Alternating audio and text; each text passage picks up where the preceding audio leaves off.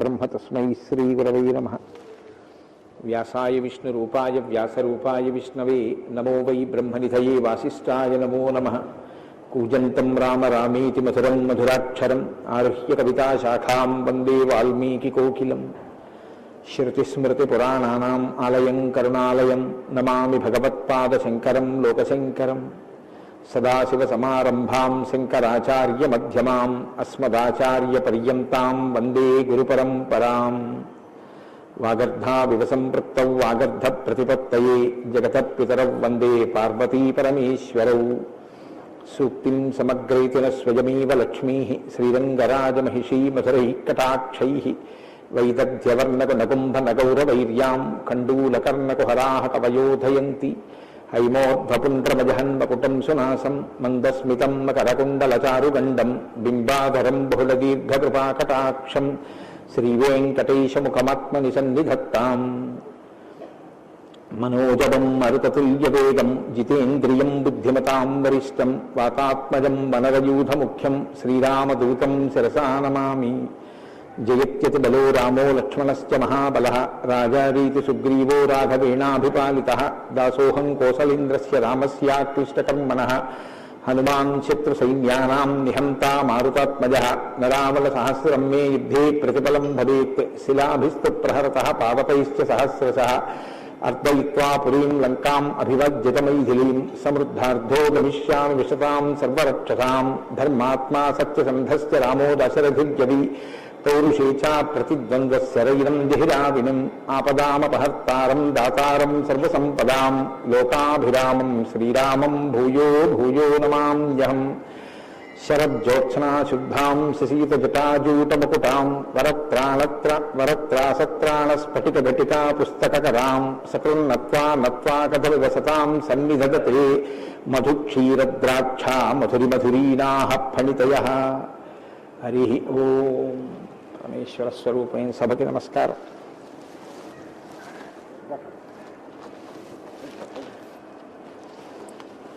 శంకర భగవత్పాదుల చేత ప్రతిష్ఠించబడినటువంటి భారతదేశం నాలుగు మూలలా ఉన్నటువంటి 4 పీఠాలలో సార్వభౌమ పీఠంగా పరిగణింపబడినటువంటి దక్షిణ భారతదేశంలోని శృంగగిరి పీఠానికి ఆధ్వర్యం వహిస్తున్న పూజ్యపాదులు శ్రీ శ్రీ శ్రీ భారతీ తీర్థస్వామి వారి యొక్క దివ్యమైనటువంటి సందేశంతో ప్రారంభమై వారి యొక్క అనుగ్రహ ఆశీస్సులతో ప్రారంభమైన ఈ శ్రీరామాయణ యజ్ఞ కార్యక్రమంలో 42 రోజుల పాటు 7 రోజులు ఒక కాండ చొప్పున 6 కాండలు 6 ఏళ్ళు 42 రోజులలో పూర్తి చేసి చిట్ట చివర పట్టాభిషేకం వరకు శ్రీరామాయణాన్ని సంపూర్ణంగా ప్రవచనం చేసేటటువంటి భాగ్యం నాకు కలగడం పరమేశ్వరుని యొక్క నిర్హేతుక కృపాకటాక్ష వీక్షణంగా భావన చేస్తున్నాను. శ్రీరామాయణం నిజంగా శ్రీరామాయణం. ఎందుచేత నేను ఈ మాట అంటున్నానంటే ఇప్పుడే మీరు పీఠాధిపతుల యొక్క అనుగ్రహ భాషణంలో విన్నారు. వేదవేద్యే పరే పుంసి జాతే దశరథాత్మజే వేద ప్రచేత సాదాసీత్ సాక్షాత్ రామాయణాత్మన అంటారు. అందులో ఎంత గొప్ప మాట అన్నారంటే వేదవేద్యే పరే పుంసి, వేదము చేత ప్రతిపాదింపబడినవాడు, వేదము చేత తెలియబడేటటువంటి వాడు, వేదము ప్రమాణముగా ధర్మానుష్ఠానము చేసి మానవ జన్మ తరింప చేసుకుని భగవంతుని యొక్క అనుభవాన్ని మనం పొందడానికి వీలైనటువంటి స్థితిని కలిగి ఉన్నవాడైనటువంటి పరమేశ్వరుడు రామచంద్రమూర్తిగా ఈ భూమండలం మీద అవతరించి 11,000 సంవత్సరములు కరచరణాదులతో నడయాడాడు. రాముడు వేదము చేత ప్రతిపాదింపబడినటువంటి పరమేశ్వర స్వరూపం. ఆ భగవంతుడే రాముడిగా వచ్చాడు. భగవంతుణ్ణి ప్రతిపాదించేటటువంటి వేదం వాల్మీకి మహర్షి నోటి వెంట శ్రీరామాయణంగా వచ్చింది. అందుకే శ్రీరామాయణానికి వేదోపబృంహణము అని పేరు. వేదమే రామాయణం. వేదం దేన్ని ప్రతిపాదిస్తుంది? ప్రధానంగా వేదమంతా ధర్మమే ప్రతిపాదన చేస్తుంది. ధర్మం అంటే ఏమిటి? ధ్రియతేవా జనైరితి ధర్మం అని అమరకోశం. ధర్మం అంటే తెలుసుకోవడం ధర్మంలో ఒక భాగం. కేవలం తెలుసుకోవడం ధర్మం కాదు. తెలుసుకున్నాడు, అనుష్ఠించడు, అప్పుడు ధర్మమా అంటే ధర్మం కాదు. మీరు శ్రీరామాయణాన్ని జాగ్రత్తగా పరిశీలన చేస్తే రాముడికి ఎన్ని తెలుసో ఎంత తెలుసో, రావణుడికి అన్ని తెలుసు అంతా తెలుసు. కానీ రాముడి ముందు రావణుడు ఎందుకు నిలబడలేకపోయాడు? ఒక్కటే కారణం, తాను తెలుసుకున్నది తాను విన్నది అనుష్ఠించాడు రామచంద్రమూర్తి. తాను విన్నది తాను తెలుసుకున్నది తన సౌకర్యానికి అనుగుణంగా మార్చుకుని దబాయించి బ్రతికే ప్రయత్నం చేస్తాడు రావణాసురుడు. ధర్మాన్ని మీరు తెలుసుకోవడం ప్రధానం ఎంతో, దాన్ని అనుష్ఠించడం కూడా అంతే అవసరం. అనుష్ఠానానికి పనికిరానటువంటి ధర్మం ఉపయోగం లేనిదవుతుంది. ఇంట్లో కర్ర ఉంది, వీధిలో కుక్క ఉంది. కుక్క మీ మీద పడడానికి ఉద్యుక్తమవుతున్న సమయంలో మీ ఇంట్లో కర్ర ఉంది కదా అని మీ మీద పడ్డం మానదు. మీ చేతిలో కర్ర ఉంటే కుక్క మీ మీద పడకుండా ఉంటుంది. ధర్మో రక్షతి రక్షిత అన్న మాటకు అర్థం ఏంటంటే, మీరు ధర్మాన్ని అనుష్ఠిస్తే మిమ్మల్ని ధర్మం కాపాడుతుంది. ధర్మం విషయంలో తెలుసుకోవలసినటువంటి అత్యంత ముఖ్యమైన విషయం ఒకటి ఉంటుంది. ధర్మం ఇలా అనుష్ఠిస్తే అలా వెంటనే ఫలితం ఇవ్వాలని ఎక్కడ ఉండదు, ఒకచో అలా ఉండొచ్చు. ధర్మం ఎటువంటిదంటే, పంట పండడం కోసమని చెప్పి వ్యవసాయదారుడు భూమిని దున్నడం మొదలు పెడతాడు. భూమిని దున్నగానే పంట పండుతుందా? భూమిని దున్నిన తరువాత వర్షం పడే వరకు ఎదురు చూడాలి. వర్షం పడితే పంట పండుతుందా? విత్తనాలు వేయాలి. విత్తనాలు వేస్తే పంట పండుతుందా? మొలకలెత్తాలి. మొలకలెత్తినంత మాత్రాన పంట పండుతుందా? దానికి చీడా పీడా పట్టకుండా సస్యరక్షణ చేసుకోవాలి. 6 గాలము శ్రమిస్తే చిట్ట చివర ఆ పంట బాగా చేతికొచ్చి ఫలసాయాన్ని ఇస్తుంది. అప్పుడు కోత కోసి తెచ్చి పొలం గట్టున వేసి బస్తాలకెత్తి ఇంటికి తీసుకెళ్లి దాచుకునే పర్యంతమూ పండిన పంట మీ చేతికి వచ్చింది అని నమ్మకంగా చెప్పడం సాధ్యం కాదు. ధర్మం కూడా అంతే. ఇవాళ మీరు ధర్మం చేశారు అని వెంటనే ఫలితం ఇవ్వదు. అధర్మం కూడా అంతే. మీరు ఇవాళ అధర్మం చేశారు అని వెంటనే ఫలితం ఇవ్వదు. లోకంలో మీరు చూస్తూ ఉంటారు, ఒక్కొక్కడు చాలా పాపాచరణముతో ఉంటాడు, ఈశ్వరుని యందు భక్తి ఉండదు, శాస్త్రం ఏది వద్దందో అది చేస్తూ ఉంటాడు, కానీ సర్వసుఖములను అనుభవిస్తూ ఉంటాడు. మనకేమనిపిస్తుందంటే, ఆయన ఈశ్వరుణ్ణి ధిక్కరించాడు కదా, ఆయన ఏం ధర్మం పాటించట్లేదు కదా, ఆయన ఏం వేద ప్రమాణాన్ని అంగీకరించట్లేదు కదా, ఆయన సంతోషంగా సుఖంగా ఉన్నాడు. అన్నీ విని అన్నీ నమ్మి అన్నీ విశ్వసించి వేదమును ప్రమాణముగా స్వీకరించి ధర్మమును అనుష్ఠించినటువంటి నేను కష్టాలు పడుతున్నాను, ఏమిటి ఉపయోగం ఈ ధర్మం పట్టుకుంటే అనిపిస్తుంది. ధర్మం పట్టుకోవడం ఎటువంటిది అంటే, పంట పండడం కోసమని పొలం దున్నడం లాంటిది. పొలం దున్ని కష్టపడిన వాడికి పంట ఎప్పటికైనా చేతికొచ్చినట్టే. ధర్మాన్ని అనుష్ఠించిన వాడికి కూడా ధర్మం కాపాడి తీరుతుంది. అధర్మం ఇంటికి అంటుకున్నటువంటి చిన్న మంట లాంటిది. చిన్న మంటే కదా నన్ను ఏం చేస్తుందని పడుకున్న వాడికి చిట్ట చివర ఇల్లంతా ఎలా కాలిపోతుందో, అధర్మంలో మనం ఉన్నామని తెలుసుకుని అధర్మ పథంలోంచి బయటికి వచ్చే ప్రయత్నం చేయకపోతే చిట్ట చివరికి జరిగేటటువంటి పరిణామం కూడా అలాగే ఉంటుంది. కాంచన లంక ఉంది, అంత బలగం ఉంది, అంత గొప్ప సుఖాలు అనుభవించాడు, 10 తలకాయలు ఉన్నాయి, గొప్ప తపస్సు ఉంది, ఈశ్వరుడి యొక్క అనుగ్రహాన్ని పొందాడు, పరమేశ్వరుణ్ణి సాకారంగా దర్శనం చేశాడు, పుష్పక విమానం ఎక్కి ప్రపంచమంతా తిరిగాడు. చిట్ట చివరికి ఏమయ్యాడు? అధర్మాన్ని పట్టుకున్నందుకు కడుపున పుట్టినటువంటి బిడ్డల దగ్గర నుండి భార్య చిట్ట చివర ఏడుస్తూ యుద్ధభూమిలోకి వచ్చి, నువ్వు అధర్మాన్ని పాటించడం వల్లే ఇటువంటి చావు చచ్చావని మండోదరి గుండెలు బాదుకుని ఏడ్చేటటువంటి స్థితిని రావణుడు పొందాడు. ప్రతి క్షణం ధర్మాన్ని అనుష్ఠించాడు. ఎంత ఓపికగా అనుష్ఠించాడంటే, ఎన్ని కష్టాలైనా రాని ఆయనకి కావలసింది మాత్రం ఒక్కటే, ధర్మం. ధర్మమా సుఖమా, ధర్మమా కష్టమా, ధర్మమా ప్రయోజనమా, ధర్మమా అడ్డదారా, ధర్మమా కోరిక తీరడమా, మీరు పక్కన ఏవి పెట్టి చూడండి, శ్రీరామచంద్రమూర్తి జీవితం అంతా ఒకటి, ధర్మమే. వాళ్ళన్నాడు, సుగ్రీవుడితో ఎందుకు స్నేహం చేశావు? నాతో స్నేహం చేస్తే రావణాసురుణ్ణి నిగ్రహించి నీ భార్యని వెంటనే ఇప్పిద్దును, ఎందుకు సుగ్రీవుడితో స్నేహం చేశావని అడిగాడు. నాకు కావలసింది ధర్మం. అధర్మాన్ని పాటించేటటువంటి నీతోటి స్నేహం వల్ల నా భార్యని తెచ్చుకోవడం నాకు అక్కర్లేదు, అందుకు నిన్ను నిగ్రహించానన్నాడు. తండ్రి మరణించాడు, చెక్కు చెదరలేదు. భార్యను అపహరించారు, చెక్కు చెదరలేదు. రాజ్యం పోయింది, చెక్కు చెదరలేదు. జటాయువు మరణించాడు, చెక్కు చెదరలేదు. ఇలా కాదన్నయ్య, ఈ మార్గాన్ని విడిచిపెట్టి ఇలా వెళ్ళన్నాడు. తోడ పుట్టినటువంటి లక్ష్మణమూర్తి నాకు వద్దన్నాడు. కన్న తల్లి కౌసల్య అంది, నీ తండ్రి ఇటువంటి దురాత్ముడు కాబట్టి నన్ను కూడా నీతో తీసుకెళ్ళండి. వద్దమ్మా, ధర్మం ప్రధానం అన్నాడు. ఎన్ని పర్యాయాలు ఆయన మాట్లాడితే ధర్మం ధర్మం ధర్మం. అయితే ఇక్కడ మీరు ఒక మాట గమనించవలసి ఉంటుంది. ధర్మం అంటే ఏది ధర్మం? కోటేశ్వరరావు గారు చెప్తే ధర్మం అవుతుందా? లేకపోతే ఎవరో నేను ఇది చెప్తానండి ఇది ధర్మం అంటే అవుతుందా? మనం చెప్తే ధర్మం అవదు, వేదం చెప్తే ధర్మం అవుతుంది. వేదం ఏది చెప్పిందో అది ధర్మం. వేదమునకు వ్యతిరేకముగా చెప్పనటువంటి స్మృతి చెప్పినది ధర్మం. వేదమునకు వ్యతిరేకంగా చెప్పని స్మృతి చెప్పిన మాట పాటించిన వాడిది ధర్మం. ఆ ధర్మం ఎవడు పట్టుకుంటాడో వాడే శ్రీరాముడు. ఆ ధర్మాన్ని ఎవడు పట్టుకుంటాడో వాడు అంతిమంగా పొందేది ఏదంటే విజయమే.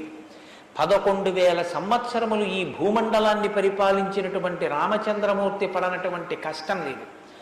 ఇన్ని కష్టాలు పడుతున్నా ఆయన ఇతరులకు సుఖాన్ని ఇచ్చాడు, ఇతరులకు ఆనందం ఇచ్చాడు, ఇతరులకు సంతోషం ఇచ్చాడు తప్ప నేనింత కష్టంలో ఉన్నాను మీరు ఎందుకు నవ్వాలని ఆయన ఎన్నడూ అడగలేదు. అందుకే రాముడు యోగి అన్నారు పెద్దలు. యోగి అంటే పైన ఎన్ని కష్టాలైనా రావచ్చు, కానీ లోపల మాత్రం తాను నిర్వికారంగా ఉంటాడు. అందుకే పుట్టినది కూడా నవమి తిథి నాడు పుట్టాడు మహానుభావుడు. 9 అంకెకున్న గొప్పతనం చూడండి. మీరు ఎంత పెట్టి 9ని హెచ్చ వేయండి మళ్ళీ 9గా మారుతూ ఉంటుంది. 9 ఒకట్ల 9, 9 2 18, 8 1 9, 9 3 27, 7 2 9, 9 4 36, 6 3 9, 9 5 45, 5 4 9. ఏం చేసినా మళ్ళీ 9 అవుతూ ఉంటుంది. ఎన్ని కష్టాలు బయట రానివ్వండి, ఎన్ని వైక్లభ్యాలు కలగనివ్వండి, లోపల మాత్రం రాముడు ఎప్పుడు ధర్మాన్నే పట్టుకొని ఉంటాడు. ధర్మాన్ని పట్టుకోవడం అంటే రాముడు రామాయణంలో మాట్లాడింది మీరు గమనించాలి. ఎప్పుడైనా రామాయణం చదవడం, రామాయణం వినడం అంటే ఒక్క పర్యాయం అని మీరు అనుకోకండి. రామాయణాన్ని బహుకోణాలలో చదవండి. రాముడు మాట్లాడితే అని రామాయణం చదవండి ఒకసారి. రాముడు ఎప్పుడు నేను ఇలా చెప్తాను అని అనడు. రాముడు ఎప్పుడు చెప్పినా ఎలా చెప్తాడంటే ఋషులు ఇలా చెప్పారంటాడు, పెద్దలు ఇలా చెప్పారంటాడు, శాస్త్రం ఇలా చెప్పిందంటాడు తప్ప నేను ఇలా చెప్తానన్నాడు రాముడు. తన నిర్ణయం కాదు, తాను ఏది చెప్పాలో కాదు, శాస్త్రం ఏం చెప్పిందో చెప్తాడు, ఋషులు ఏం చెప్పారో చెప్తాడు, పెద్దలు ఏం చెప్పారో చెప్తాడు, తాను ఎందుకు ధర్మాన్ని అనుష్ఠిస్తున్నానో చెప్తాడు. తన జీవితాన్ని ఆదర్శవంతంగా తీసుకొచ్చి మనుష్య జాతికంతటికి ఫలంగా అందించాడు. అటువంటి ధర్మాత్ముడైనటువంటి రామచంద్రమూర్తి మనుష్యుడిగా అవతారాన్ని స్వీకరించి ఉండకపోతే అసలు మనుష్యుని యొక్క జన్మ ప్రయోజనం ఇంత గొప్పవాడా మనిషి అన్న విషయమే లోకానికి అర్థమయ్యుండేది కాదు. ఎందుకంటే మీరు ఒక విషయాన్ని జాగ్రత్తగా గమనించండి. రామావతార స్వీకారానికి ముందరే రామనామం లోకంలో ఉంది. రామావతారానికి ముందు రామనామం లేకపోతే వాల్మీకి మహర్షికి రామనామాన్ని ఎలాగా ఉపదేశం చేశారు ఋషులు? ఆయనకి ఉపదేశం చేసిన తరువాత కదా రామచంద్రమూర్తి అవతారం వచ్చింది. ఆయన వాల్మీకిగా మారిన తరువాత కదా రాముడు పుట్టింది. కాబట్టి రామ అన్న నామం సాక్షాత్తు ఈశ్వరుడి యొక్క నామం. అది రమయతీతి రామ, లోకులనందరినీ రమింపచేసేటటువంటి నామం. అంతటి మహోత్కృష్టమైనటువంటి శీల సంపద కలిగినటువంటి వాడు రామచంద్రమూర్తి. అందుకే రామాయణాన్ని, రామచంద్రమూర్తిని ఎంతకాలం మనుష్య జాతి ఆరాధన చేస్తుందో అంతకాలం మానవత్వం బ్రతికుంటుంది. ఏనాడు రామచంద్రమూర్తిని మరిచిపోతామో, ఏనాడు రామాయణం మనకు అక్కర్లేదని అంటామో, ఆనాడు మనిషిగా కనపడుతున్న మనుష్యత్వం చచ్చిపోతుంది, మానవత్వం చచ్చిపోతుంది, నరత్వం చచ్చిపోతుంది. అది పోయిన నాడు నరజన్మ యొక్క ప్రయోజనమే పోతుంది. అందుకే మీరు చూడండి, విష్ణువు దశావతారములను స్వీకరించారు. వేదోద్ధారణ, మందరాభరణ, పృథ్వీధర్మ నిర్మాణ, ప్రహ్లాదత్రాణ, బలిప్రతారణ, నృపాహంకార నిర్వాపన, వైదేహీరమణ, ధనంజయ జయ వ్యాపార పారీణ, క్షోణీ దివ్యత్కరుణ, తమోహరణ, తండ్రి వెంకటేశ ప్రభో. ఇన్ని అవతారాలు స్వీకరించినా ఆ అవతార పరిసమాప్తి అయిపోయిన తరువాత మనం పిలిస్తే ఇక లక్ష్మీనారాయణులని పిలుస్తాం. ఒక వామనమూర్తి అవతార పరిసమాప్తి అయిపోయింది, ఏమంటాం? లక్ష్మీనారాయణులు. ఒక పరశురాముడు, లక్ష్మీనారాయణులు. ఒక మత్స్యావతారం, లక్ష్మీనారాయణులు. ఒక్క సీతారాముల అవతారంలో మాత్రం యుగాలు మారిపోయినా ఆ అవతారాన్ని సీతారాములనే పిలుస్తాం. భార్యాభర్తలు ఎలా బతకాలో నేర్పినటువంటి అవతారం రామావతారం. అన్నదమ్ములు ఎలా బతకాలో నేర్పిన అవతారం రామావతారం. తండ్రి కొడుకులు ఎలా బతకాలో నేర్పిన అవతారం రామావతారం. ఒక ఉద్యోగి యజమాని ఎలా బతకాలో నేర్పిన అవతారం రామావతారం.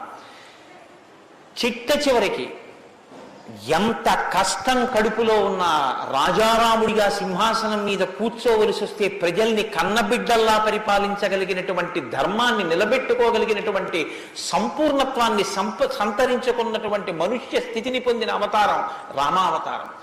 మీకు జీవితంలో అనుష్ఠాన పర్యంతంలో ఎక్కడ ఏ విషయం గురించి అనుమానం వచ్చినా మీకు రామాయణం జీర్ణమైతే మీకు వెంటనే శ్రీరామాయణం జ్ఞాపకానికి వస్తుంది. అప్పుడు రాముడు ఇలా ప్రవర్తించాడు అని మీకు జ్ఞాపకం వస్తుంది. రామాయణం మీకు జీర్ణమైతే మీ భాష తీరు మారిపోతుంది. రామాయణం మీకు జీర్ణమైతే మాట ఎంత గొప్పదో మీకు అర్థమవుతుంది. నేను అందుకే మీకు మనవి చేశాను, రామాయణాన్ని రామాయణంగా చదవకండి అని.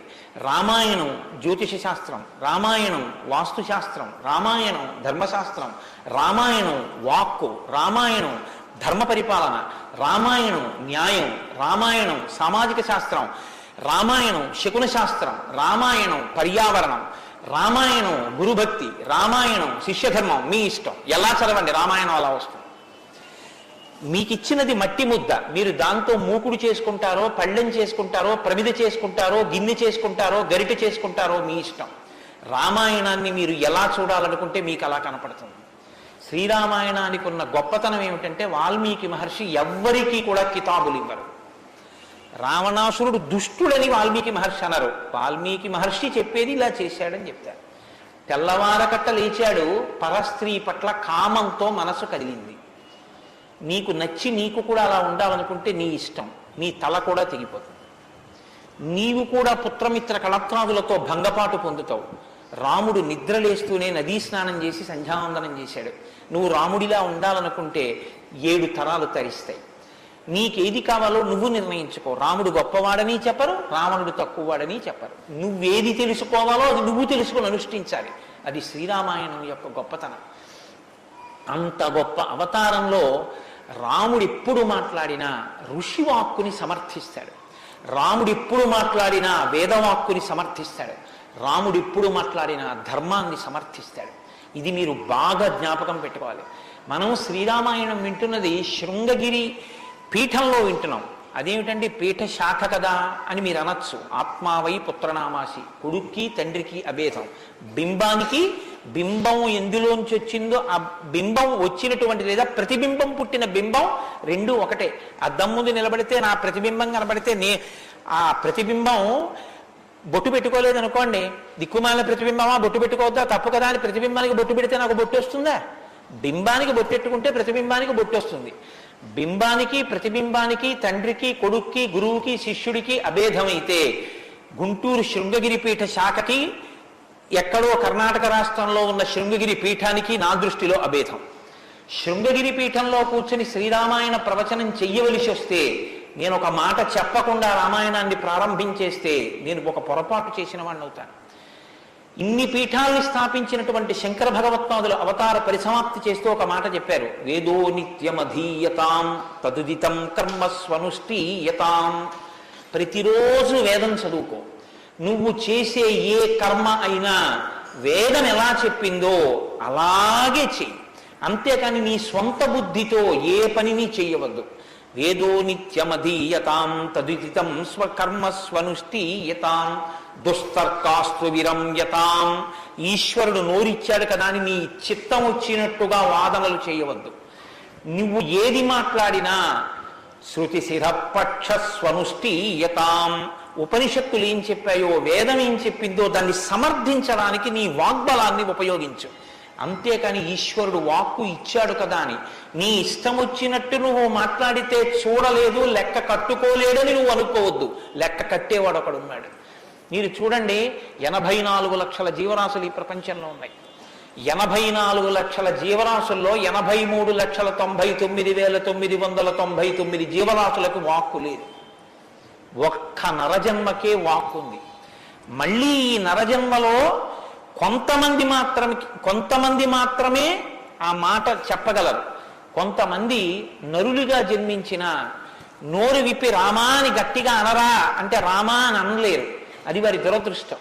కానీ మనం భగవన్నామమును పలకగలం.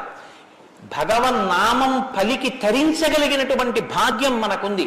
హరునకు విభీషణున కద్రిజకున్ తిరుమంత్రరాజమై కరికి నహల్యకున్ ద్రుపద కన్యకు నాత్తి హరించు చుట్టమై బరగిన ఎట్టి నీ పతితపావన నామము నాదు జిహ్వపై నిరంతరము నటింపచేయుమి కదా చరది కరుణాపయోనిధి అని వేడుకున్నాడు గోపరాజు గారు. నాకేం అక్కర్లేదయ్యా స్వామి, నీ నామం నా నాలుక మీద నర్తింపచేయవయ్యా చాలన్నాడు. పవి పుష్పంబగు అగ్ని మంచగు నాకోపావం భూమిస్థలంబగు శత్రుండతిమిత్రుడవు విషము దివ్యాహారమౌనెన్నగా అవనీమండలి లోపలం శివ శివేచ్ఛాభాషణోల్లాసకిన్ శివ నీ నామము సర్వవస్యకరమౌ శ్రీకాళహస్తీశ్వర. నాకు నీ శివనామం నా నాలుక మీద నర్తించాలని కోరుకున్నాడు ధూర్జటి. భగవన్నామం చెప్పుకుంటే చాలని ఆ నామ ఉన్నందుకు వెంపర్లాడారు. అంత్యకాలమునందు ఆయాసమును నిన్ను తలుచునో తలపనో తలతునిపుడి నరసింహ నరసింహ నరసింహ లక్ష్మీ చ దానవంతక కోటి భానుతేజ గోవింద గోవింద గోవింద సర్వేశ పన్నగాధిపశాయి పద్మనాభ అని రెండు చేతులిచ్చి నమస్కారం చేసి చిట్ట చివర ప్రాణం పోయేటప్పుడు ఆవేళ యమదూతల అగ్రహంబున వచ్చి ప్రాణములు పెకలించి పట్టునప్పుడు కపవాత పైత్యములు కప్పగా శ్రమచేత కంపముద్భవమంది కష్టపడుచు నారాయణాయంచు నా జిహ్వతో నిన్ను పిలుతునో శ్రమచేత పిలువలేనో నాటికిప్పుడు నీ నామస్మరణ చేతు చెవినిడవయ్య భూషణ వికాస శ్రీధర్మపుర నివాస దుష్ట సంహార నరసింహ దురిత దూరాన్ని గుండెలు బాదుకున్నాడు నరసింహచతక కర్త. ఆ భగవన్నామం పలికేటటువంటి భాగ్యం ఉన్న ఏకైక ప్రాణి సృష్టిలో కేవలం మనుష్యుడే. అటువంటి మనుష్యుడికి ఇచ్చినటువంటి అదనపు వరం భగవత్ కథాశ్రవణం. ఈశ్వర కథ వినగలడు. ఆ ఈశ్వర కథ వింటేనే సమస్త సంసార భ్రమణ పరితాపోపశమనం అంటారు శంకర భగవత్పాదులు. గలంతి శంభోత్వచ్చరిత చరిత కిల్బిషరజో దళంతి ధీకుల్యాశ్వరతి పతంతి విజయతాం దిశంతి సంసార భ్రమణ పరితాపోపశమనం వసంతి మచ్చేతో హృదవు విశివానందలహరి అంటారు. సంసార భ్రమణ పరితాపోపశమన కారణమైనటువంటి భగవంతుని యొక్క కథాశ్రవణము చేసి నోటితో జుర్రుకున్నటువంటి పదార్థాలు సప్త ధాతువులతో నిర్మింపబడిన ఈ దేహాన్ని పోషిస్తే భగవంతుని యొక్క కథని చెవులతో జుర్రుకున్నటువంటి వాడు మళ్ళీ పుట్టవలసిన అవసరం లేకుండా పునరపి జననం పునరపి మరణం పునరపి జనని జఠరే చయనం ఇహ సంసారే బహుదుస్తారే కృపయాపారే పాహి మురారే అని భగవన్నామామృతాన్ని చెవులలోంచి లోపలికి జుర్రుకున్నటువంటి వాడు పునరావృత్తి రహిత శాశ్వత శివ సాయుధ్య స్థితిని పొందగలుగుతున్నాడు. ఇటువంటి భాగ్యం కలిగినటువంటి ప్రాణి మనుష్యుడు. ఆ మనుష్యుని యొక్క జీవితం ఎంత గొప్పదో, అసలు నరుడంతే ఎంత గొప్పవాడో నిరూపించినటువంటి అవతారం రా. మనుష్య జన్మ అంటే అంత చులకనగా చూడబడినటువంటి రోజుల్లో నరుడంటే ఎంత గొప్పవాడో నిరూపించి చూపించాడు. అందుకే ఆయన అవతార పరిసమాప్తి చెయ్యాలి అంటే రావణ సంహారం చేసేసి అవతార పరిసమాప్తి చేసేయచ్చు. కానీ ఆయన అలా చేయలేదు, ప్రతిజ్ఞ చేశారు. దశవర్ష సహస్రాన్ని దశవర్ష శతానిచ, నేను 11,000 సంవత్సరములు ఈ భూమండలం మీద నడుస్తానన్నారు.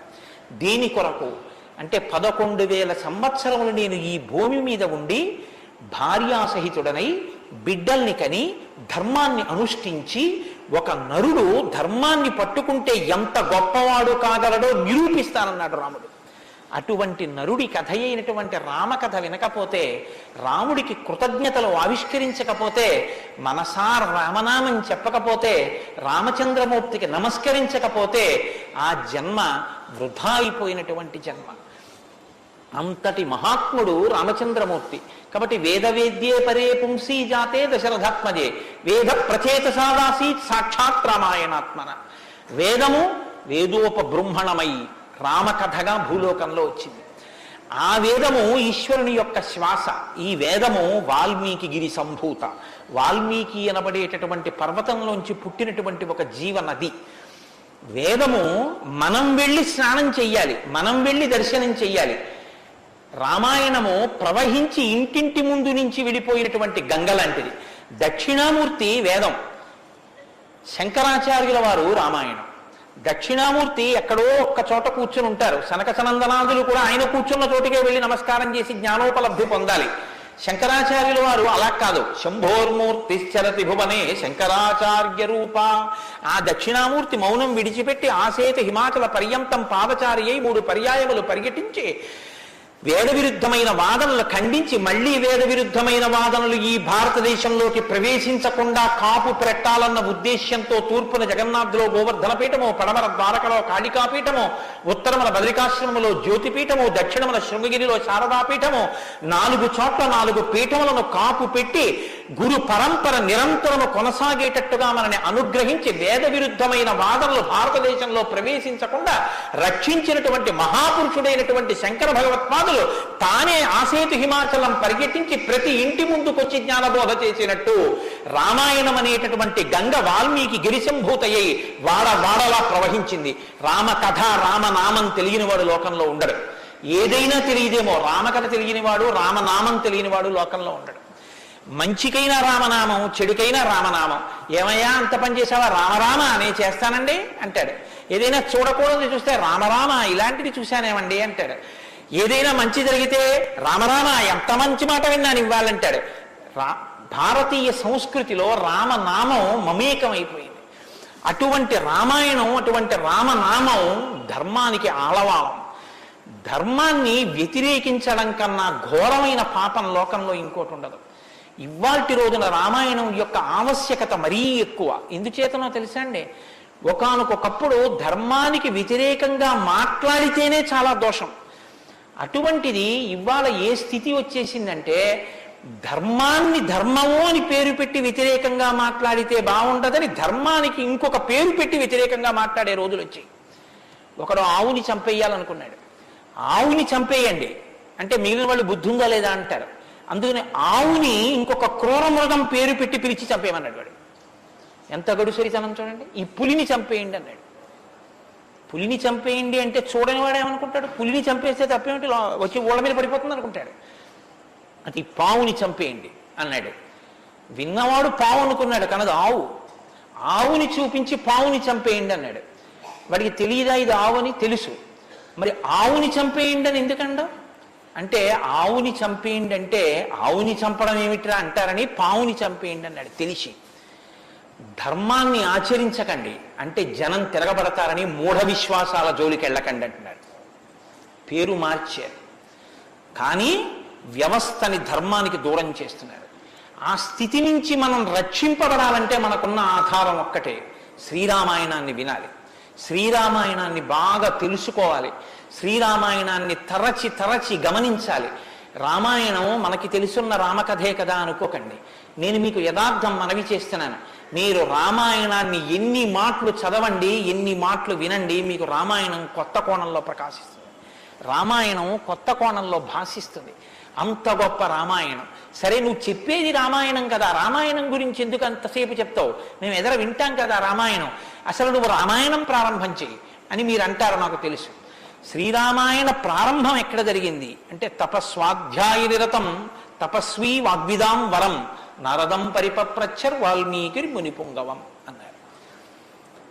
ఒకానొక నాడు వాల్మీకి మహర్షి తన ఆశ్రమంలో ఉన్నారు. నారద మహర్షి వచ్చారు. నారద మహర్షి వస్తే వచ్చిన నారద మహర్షి ఎటువంటి వారో చెప్తున్నారు. మొదట ఏదో నారదుడు వచ్చారు, వాల్మీకి అడిగారు, అది కాదు ఆ శ్లోకం. మీరు ఆ శ్లోకాన్ని చాలా జాగ్రత్తగా గమనించాలి. ఎటువంటి నారదుడు ఎటువంటి వాల్మీకి మహర్షి ఆశ్రమానికి వచ్చారట? తపస్వాధ్యాయ నిరతం తపస్వి వాగ్విదాం వరం నారదం పరిపప్రచ్చర్ వాల్మీకిర్ మునిపుంగవం. ఈ శ్లోకం నేను చెప్పే ముందు మీతో ఒక మాట నేను మనవి చెయ్యాలి. వాల్మీకి మహర్షి ఆశ్రమానికి నారదుడు వచ్చి సంక్షేప రామాయణం చెప్పిన తరువాత కదా రామాయణం ప్రచారంలోకి వచ్చింది. వాల్మీకి మహర్షి ఆశ్రమానికి నారద మహర్షి వచ్చిన తరువాత రామాయణాన్ని ఎవరికి నేర్పారు? ఆయన రచన చేసి మొట్టమొదట ఎవరికి నేర్పి ఉండాలి? ప్రవాహము అంటే ఎవరి ద్వారానో వెళ్ళాలి కదా. అది మొట్టమొదట లోకంలో దాన్ని ప్రచారం ఎవరితో ప్రారంభమైంది? వాల్మీకి రామాయణ రచన చేసి ఎవరికి నేర్పారు? వాల్మీకి రామాయణ రచన చెయ్యగానే నేర్పిన మొట్టమొదటి శిష్యులు లవకుశులు. లవకుశులకి మొట్టమొదట రామాయణం నేర్పుంటే సీతమ్మ వాల్మీకి ఆశ్రమంలో ఉందా లేదా? ఉంది. వాల్మీకి ఆశ్రమంలోకి సీతమ్మ వచ్చి లవకుశులు పెద్దవాళ్ళై గురువు గారి దగ్గర శ్రీరామాయణాన్ని ఉపదేశం పొందడానికి యోగ్యమైనంత వయస్సు వచ్చేసిన తరువాత నారద మహర్షి వచ్చారు. వచ్చి సంక్షేప రామాయణం చెప్పారు. అప్పటి వరకు రామాయణం లేదు లోకంలో, అంతే. ఇంకా తర్వాత కదా వాల్మీకి రచించారు సంక్షేప రామాయణం విన్నాక. కాబట్టి ఇప్పుడు రామాయణ కథ ఏ స్థాయిలో ఉంది, ఏ స్థితి దగ్గర ఉంది రామాయణ రచన మొదలయ్యేప్పటికీ? రామాయణం పూర్తయిపోయే స్థితిలో ఉంది. రామాయణం పూర్తయిపోయే స్థితిలో రామాయణ రచన ప్రారంభమైంది. ఇది మీరు గమనించాలి. రామచంద్రమూర్తి పుట్టక ముందు రామాయణాన్ని రచించలేదు వాల్మీకి. రామచంద్రమూర్తి పట్టాభిషేక పూర్వం రామాయణ రచన జరగలేదు. రామాయణ రచన ఎప్పుడు జరిగినట్టు? రామచంద్రమూర్తి పట్టాభిషేకం చేసుకుని సీతమ్మ తల్లిని అడవులలో విడిచిపెట్టి అడవులలో ఉన్న సీతమ్మని వాల్మీకి మహర్షి తన కుటీరానికి తీసుకెళ్లి లవకుశులు జన్మించి వాళ్ళు పెరిగి పెద్దవాళ్ళై యోగ్యులై విద్యాభ్యాసం చేసి సంగీత విద్యలో మంచి నిష్ణాతులై వాల్మీకి మహర్షి రచించిన రామాయణాన్ని బోధ చేస్తే నేర్చుకుని లోకంలో ప్రచారం చెయ్యగలిగినంత వయస్సు వాళ్ళు వచ్చిన తరువాత నారద మహర్షి వచ్చారు అక్కడికి. అలా ఎందుకు జరగాలి అంటే, వచ్చినటువంటి మహానుభావుడు రామచంద్రమూర్తిగా వచ్చాడు, మనుష్యుడిగా నడిచి చూపించేశాడు. అప్పటికే 11,000 సంవత్సరాలు ఇంచుమించు పూర్తయిపోతున్నాయి. జరిగిన కథ జరిగిపోయింది. జరిగిన కథ జరిగిపోయిన తర్వాత ఇప్పుడు వచ్చాడు నారదుడు. ఇప్పుడు జరిగిపోయిన కథలో అడుగు తీసి అడుగు వేస్తే ధర్మం రామాయణంలో. అడుగు తీసి అడుగు వేస్తే ఎంత కథ చెప్పాలండి నారదుడు వాల్మీకి మహర్షికి? రాముడు పుట్టుక ముందు దగ్గర నుంచి చాలా కష్టపడి రాముడు ఇలా మాట్లాడాడు, రాముడు అలా మాట్లాడాడు, సీతమ్మ రాముడి దగ్గరికి ఇలా వెళ్ళింది, దశరథ మహారాజు గారి దగ్గరికి రాముడు ఇలా వెళ్ళాడు, రాముడు కౌశల్య దగ్గరికి ఇలా వెళ్ళాడు, రాముడితో ఇలా మాట్లాడాడు, ఇవన్నీ నారదుడు చెప్పాలి. నారదుడు ఎలా చెప్పగలడు? చెప్పగలడు. సర్వజ్ఞుడు, మహానుభావుడు, గురుస్వరూపం కాబట్టి చెప్పగలడు. కానీ అలా చెప్తూ వెడితే రామాయణం ఎవరు చెప్పినట్టు అవుతుంది? నారదుడు చెప్పింది వాల్మీకి రాసింది అవుతుంది. మరి వాల్మీకి రామాయణ రచన చేశారని మనం ఎలా చెప్తున్నాం? ఒకటే కారణం, సంక్షేప రామాయణమే నారదుడు చెప్పాడు. కేవలం ఒక 100 శ్లోకాల దగ్గరలో రామకథని ఒక్కసారి అలా చిన్న మాల కింద అల్లి చెప్పి వెళ్ళిపోయాడంతే. మిగిలిన రామకథ రాముడు ఎలా కదిలాడో, ఎలా అడుగేశాడో, ఎలా నడిచాడో, ఎలా మాట్లాడాడో ఇవన్నీ వాల్మీకి మహర్షికి కనపడ్డాయి. ఎప్పుడు? అయిపోయాక కదండి. రాముడు పుట్టేశాక, రాముడు మాట్లాడాక, రాముడి పెళ్ళైపోయాక, రాముడు యుద్ధం చేశాక, రాముడు అప్పుడు సీతమ్మతో అంతఃపురంలో ఇలా మాట్లాడాడని వాల్మీకి తెలిసింది. ఎలా తెలిసింది? 2 కారణాలతో తెలియాలి. రాముడు చెప్పాలి, 2 వాల్మీకి ఊహ చెయ్యాలి. రాముడు చెప్తే అన్నీ అలా ఏకాంతంలో తాను సీతమ్మతో మాట్లాడినవి కూడా చెప్తాడా? మర్యాదా పురుషోత్తముడైన వాడు. 2 ఊహ చేస్తే ఊహ నిజం కావాలని ఎక్కడుంది? అప్పుడు రామాయణం మీరు వేదోపబ్రహ్మణంగా ప్రమాణంగా ఎలా స్వీకరించి చెప్పుకుంటున్నారు ఇవాళకి? కాబట్టి ఆ రెండిటికి మధ్యలో ఏదో ఉండాలి మీరు నమ్మాలంటే కదా. ఇప్పుడు చెప్పండి, రామాయణం ఓ కొత్త కోణంలో మీరు వినవలసిన అవసరం ఉందా లేదా ప్రారంభంలోనే? కాబట్టి నారదుడు వచ్చాడు, వాల్మీకి చెప్పాడు, అంతే. వినకండి. ఎటువంటి నారదుడు వచ్చాడు, ఎటువంటి వాల్మీకి చెప్తున్నాడు, అసలు ఏ స్థితిలో ఉన్నారు ఇప్పుడు వాల్మీకి మహర్షి అంటే, సీతమ్మ తల్లి ఆయన ఆశ్రమంలో ఉంది. సీతమ్మ తల్లి ఊరట పొందడానికి కావలసిన వాతావరణం ఆశ్రమంలో ఉంది. ఆయన నిరంతరము కూడా తపస్వి అయి ఉన్నారు. తపస్వి అంటే కృచ్ఛచాంద్రాయణాది వ్రతములు చేసేటటువంటి వాడు. అంటే శుక్లపక్షంలో తిథులు పెరుగుతున్నప్పుడు ఒక్కొక్క ముద్ద పెంచుకుంటూ వెడతారు. పౌర్ణమికి పూర్తిగా భోజనం చేస్తారు. బహుళపక్షంలో ఒక్కొక్క ముద్ద తగ్గిస్తూ అమావాస్య వచ్చేటప్పటికి పూర్ణంగా ఆహారం విడిచిపెట్టేస్తారు. ఇలా విడిచిపెట్టి నిరంతరం వేదం చదువుకుంటూ వేదము చేత ప్రతిపాదింపబడిన పరమేశ్వర స్వరూపాన్ని ఇక్కడ అనుభవంలోకి తెచ్చుకునే ప్రయత్నం చేస్తారు. అహం బ్రహ్మాస్మి అంటే అది కదండి. శృంగగిరి పీఠానికి మహావాక్యం అహం బ్రహ్మాస్మి, నేనే ఈశ్వరుడును అన్న వాక్యాన్ని అనుభవపూర్వకం చేసుకోవాలి. దానికి వ్రతం అంతా, కర్మాచరణం. ఇప్పుడు ఈ కర్మాచరణం అంతా చేసి తపిస్తున్న వాల్మీకి దేని కొరకు తపిస్తున్నారు? బ్రహ్మముగా తనను తాను తెలుసుకొనుట కొరకు ప్రయత్నిస్తున్నారు. ఇప్పుడు యోగ్యమైన కాలం సిద్ధించింది. యోగ్యమైన కాలం సిద్ధిస్తే ఉపదేశం చెయ్యడానికి రావలసిన వాడు ఎవరు రావాలి? గురువుగారు రావాలి. గురువు గారి కన్నా మంగళస్వరూపం లోకంలో ఉంటుందా? ఇంకుండదు. అన్నిటికన్నా మంగళస్వరూపం ఏది అంటే గురువుగారి. గురువుగారి కన్నా గొప్పవాడు, గురువుగారి కన్నా అధికుడు లోకంలో ఉండడు. న గురురధికం న గురురధికం న గురురధికం ఇది శివశాసనత. గురువు కన్నా అధికుడి లోకంలో లేడు. మరి ఈశ్వరుడండి అని మీకు అనుమానం రావచ్చు. ఈశ్వరుడి కన్నా అధికుడు గురువే. ఎందువల్ల? అసలు గురువు లేకపోతే ఈశ్వరుడి యొక్క అస్తిత్వం ప్రకటనం కాదు. సరికదా? నేను మీకు ఒక మాటలో చెప్పాలంటే, శృంగగిరి పీఠాధిపత్యం వహించిన చంద్రశేఖర భారతీ స్వామి వారి దగ్గరికి ఒక వ్యక్తి వెళ్ళి అన్నాడు, నా దగ్గర ఒకటి కన్నా ఎక్కువ మంత్రాలు ఉపదేశం పొందినవి ఉన్నాయి. నేను ఒక మంత్రానికి ధ్యాన శ్లోకం చేసి మంత్రాన్ని అనుష్ఠిస్తుంటే ఇంకో మంత్రం యొక్క ధ్యాన శ్లోకంలో స్వరూపం కనబడుతోంది, నన్ను ఏం చేయమంటారని అడిగాడు. ఆయన అన్నారు, నీకు ఉపదేశం చేసినటువంటి గురువు గారి పాదాలు నీకు కనపడుతుంటాయా? అయ్యో, నాకు చాలా ఇష్టం అండి, మా గురువు గారి పాదాలు నాకు బాగా జ్ఞాపకం. ఏ మంత్రం చేసినా గురువుగారి పాదాలే చూడన్నారు. అలా ఎలా కుదురుతుందండి అన్నాడు ఆయన. ఆ ధ్యాన శ్లోకంలో రూపం కదా చూడాలి. ఏ మంత్రం చేసినా గురువుగారి పాదాలు ఎలా చూస్తాం? ఏ గురుర్ బ్రహ్మ గురుర్ విష్ణు గురుర్దేవో మహేశ్వర, గురువే బ్రహ్మ గురువే విష్ణువు గురువే మహేశ్వరుడు. ఇక గురువు గారి పాదాలే ఆ దేవతలన్నీ. కాబట్టి గురువు గారి పాదాలు చూస్తూ నువ్వు ఏ మంత్రం చెప్పినా ఆ మంత్రం సిద్ధిస్తుంది. అయినప్పుడు ఇప్పుడు గురుదర్శనమే మంగళకరమైనటువంటి దర్శనం. నారదుని యొక్క దర్శనం, నారదుని యొక్క పేరెత్తడం కన్నా గొప్పతనం ఇంకోట్లేదు. కాబట్టి ఇప్పుడు రామాయణ ప్రారంభం దేనితో ప్రారంభమైంది? గురువు గారి దర్శనంతో ప్రారంభమైంది. నారద మహర్షి దర్శనం గురువు యొక్క దర్శనం. ఎవరికి? వాల్మీకి. రామాయణాన్ని నమ్ముకున్న జాతికి ప్రతినిధి. మనకే దర్శనంతో ప్రారంభమైంది? జగద్గురు దర్శనంతో మనకి ప్రారంభమైంది. కాబట్టి ఇప్పుడు ఎవరొచ్చారు? ఆ వచ్చినటువంటి వ్యక్తి సామాన్యమైనటువంటి వ్యక్తి రాలేదు, నారదుడు. ఆ వచ్చినటువంటి వారు మహానుభావుడై తపస్వాధ్యాయ నిరతం, నిరంతరము తపస్సు చేసేటటువంటి వారు. మీతో మాట మనవి చేశాను. తపస్సు అంటే ఈ వ్రతమును ఆచరిస్తూ నిత్య నైమిత్తిక కర్మలను వైక్లభ్యం లేకుండా అనుష్ఠించేటటువంటి వారు.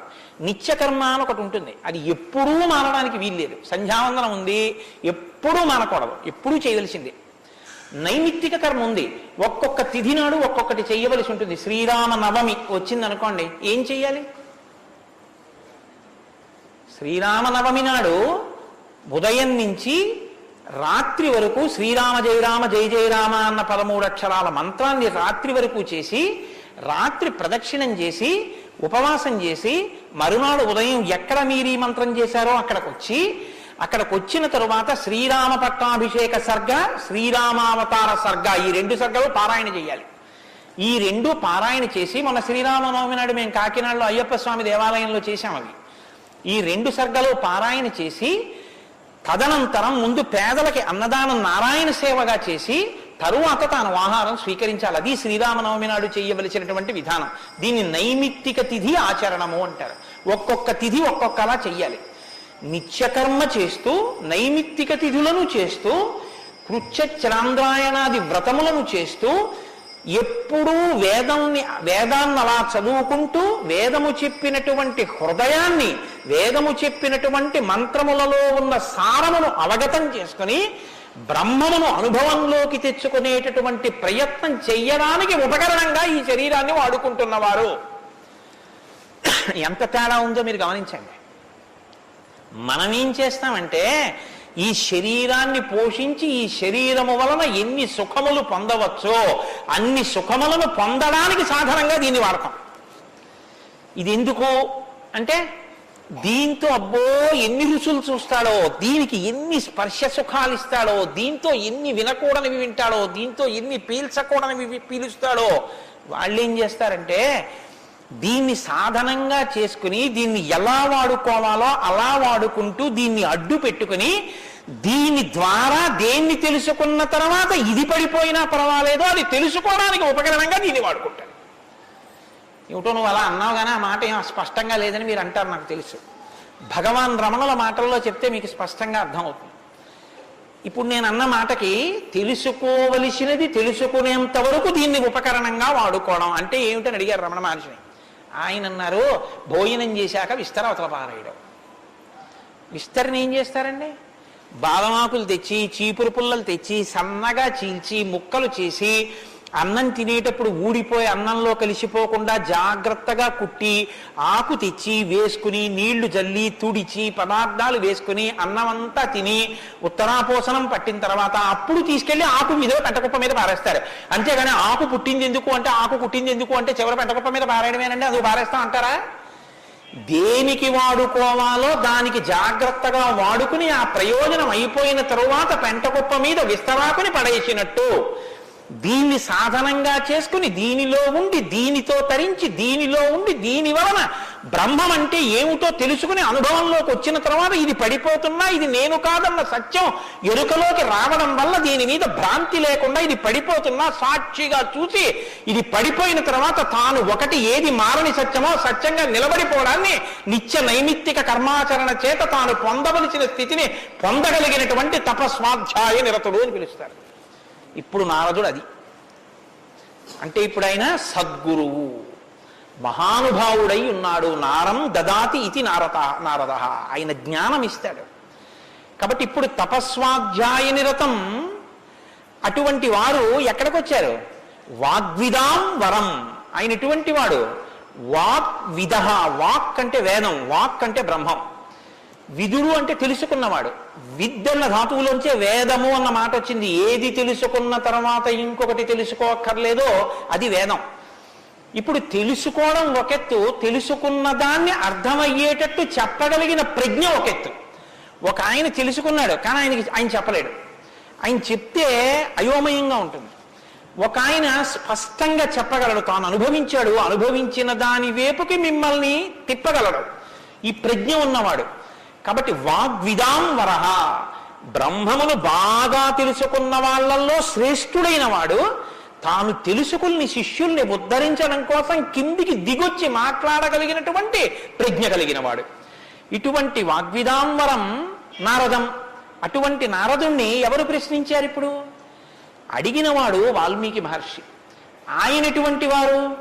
తపస్వి, తపస్సు చేస్తున్నవారు. తపస్సు అంటే నేను మీకు ఇందాక చెప్పాను, బ్రహ్మమును తెలుసుకోవాలని తాపత్రయంతో ఉన్నటువంటి వారు, భావన వ్యగ్రతతో ఉన్నవారు. ఈయన నారదుణ్ణి అడిగారు. ఏమని అడిగారు? అయ్యా మీరు వచ్చారు, చాలా సంతోషం అండి, నాకు ఏ ఆపదలు రాకుండా మా అబ్బాయికి ఉద్యోగం వచ్చేటట్టు, నాకు సంతోషంగా ఉండేటట్టు, మా ఆశ్రమంలో ఆవులన్నీ ఎప్పుడు పాలిచ్చేట్టు చూడండి అని అడగలేదు ఆయన. ఆయన ఒక చిత్రమైన ప్రశ్న ఒకటి వేశాడు. అది లోకంలో సాధారణంగా ఎవ్వరూ అడగని ప్రశ్న. అందుకని రామాయణం పుట్టింది, లేకపోతే రామాయణం పుట్టే అవకాశం లేదు. మీరు ఒకటి బాగా జ్ఞాపకం పెట్టుకోండి, జ్ఞానం ఎక్కడి నుంచి పుడుతుంది అంటే ప్రశ్న చక్కగా వెయ్యగలిగినటువంటి శిష్య ప్రజ్ఞలోంచి పుడుతుంది. నేను నారదం పరిపప్రచ్ఛ, పరిప్రశ్న చేశారు. ప్రశ్న అంటే అడగడం అండి. నేను ప్రశ్న వేశానండి అంటే అర్థం ఏంటి? నేను మిమ్మల్ని అడిగాను అని. పరిప్రశ్న అంటే ఇది బాగా అర్థం చేసుకోవాలి. నారదుణ్ణి పట్టుకుని ఏదో అడిగేస్తే ఆయన ఏం చెప్పడలాగా, పరిప్రశ్న చేస్తే చెప్పాడు ఆయన. పరిప్రశ్న అంటే, ప్రశ్న అంటే అడగడం, పరి అంటే, పరి అన్న మాట ముందు కలిపారు మహర్షి. పరి అంటే బాగా జ్ఞాపకం పెట్టుకోండి. ఇప్పుడు నేను ఎవరిని అడుగుతున్నానో ఆ మహానుభావుడు నోరు విప్పి చెప్పినటువంటి మాట త్రికాలముల యందు సత్యమే. ఆయన చెప్పిన మాట మీద నాకు అవిశ్వాసం అన్న మాట ఉండక్కర్లేదు. ఆయన అన్నారు అంటే అది జరిగి తీరుతుందంతే. ఆయన చెప్పింది చేస్తే ఆ ఫలితం వస్తుందంతే. ఆయనటువంటి శక్తివంతుడు. ఈ నమ్మకం మీకు ఉండి అడగడం మొదలు పెడితే శ్రద్ధ, పరిప్రశ్నకి ముందే ఉంటుందో తెలుసా అండి? శ్రద్ధ ఉంటుంది. శ్రద్ధ లేకుండా వినయం ఎలా వస్తుందండి? మీరు నాకు చెప్పండి.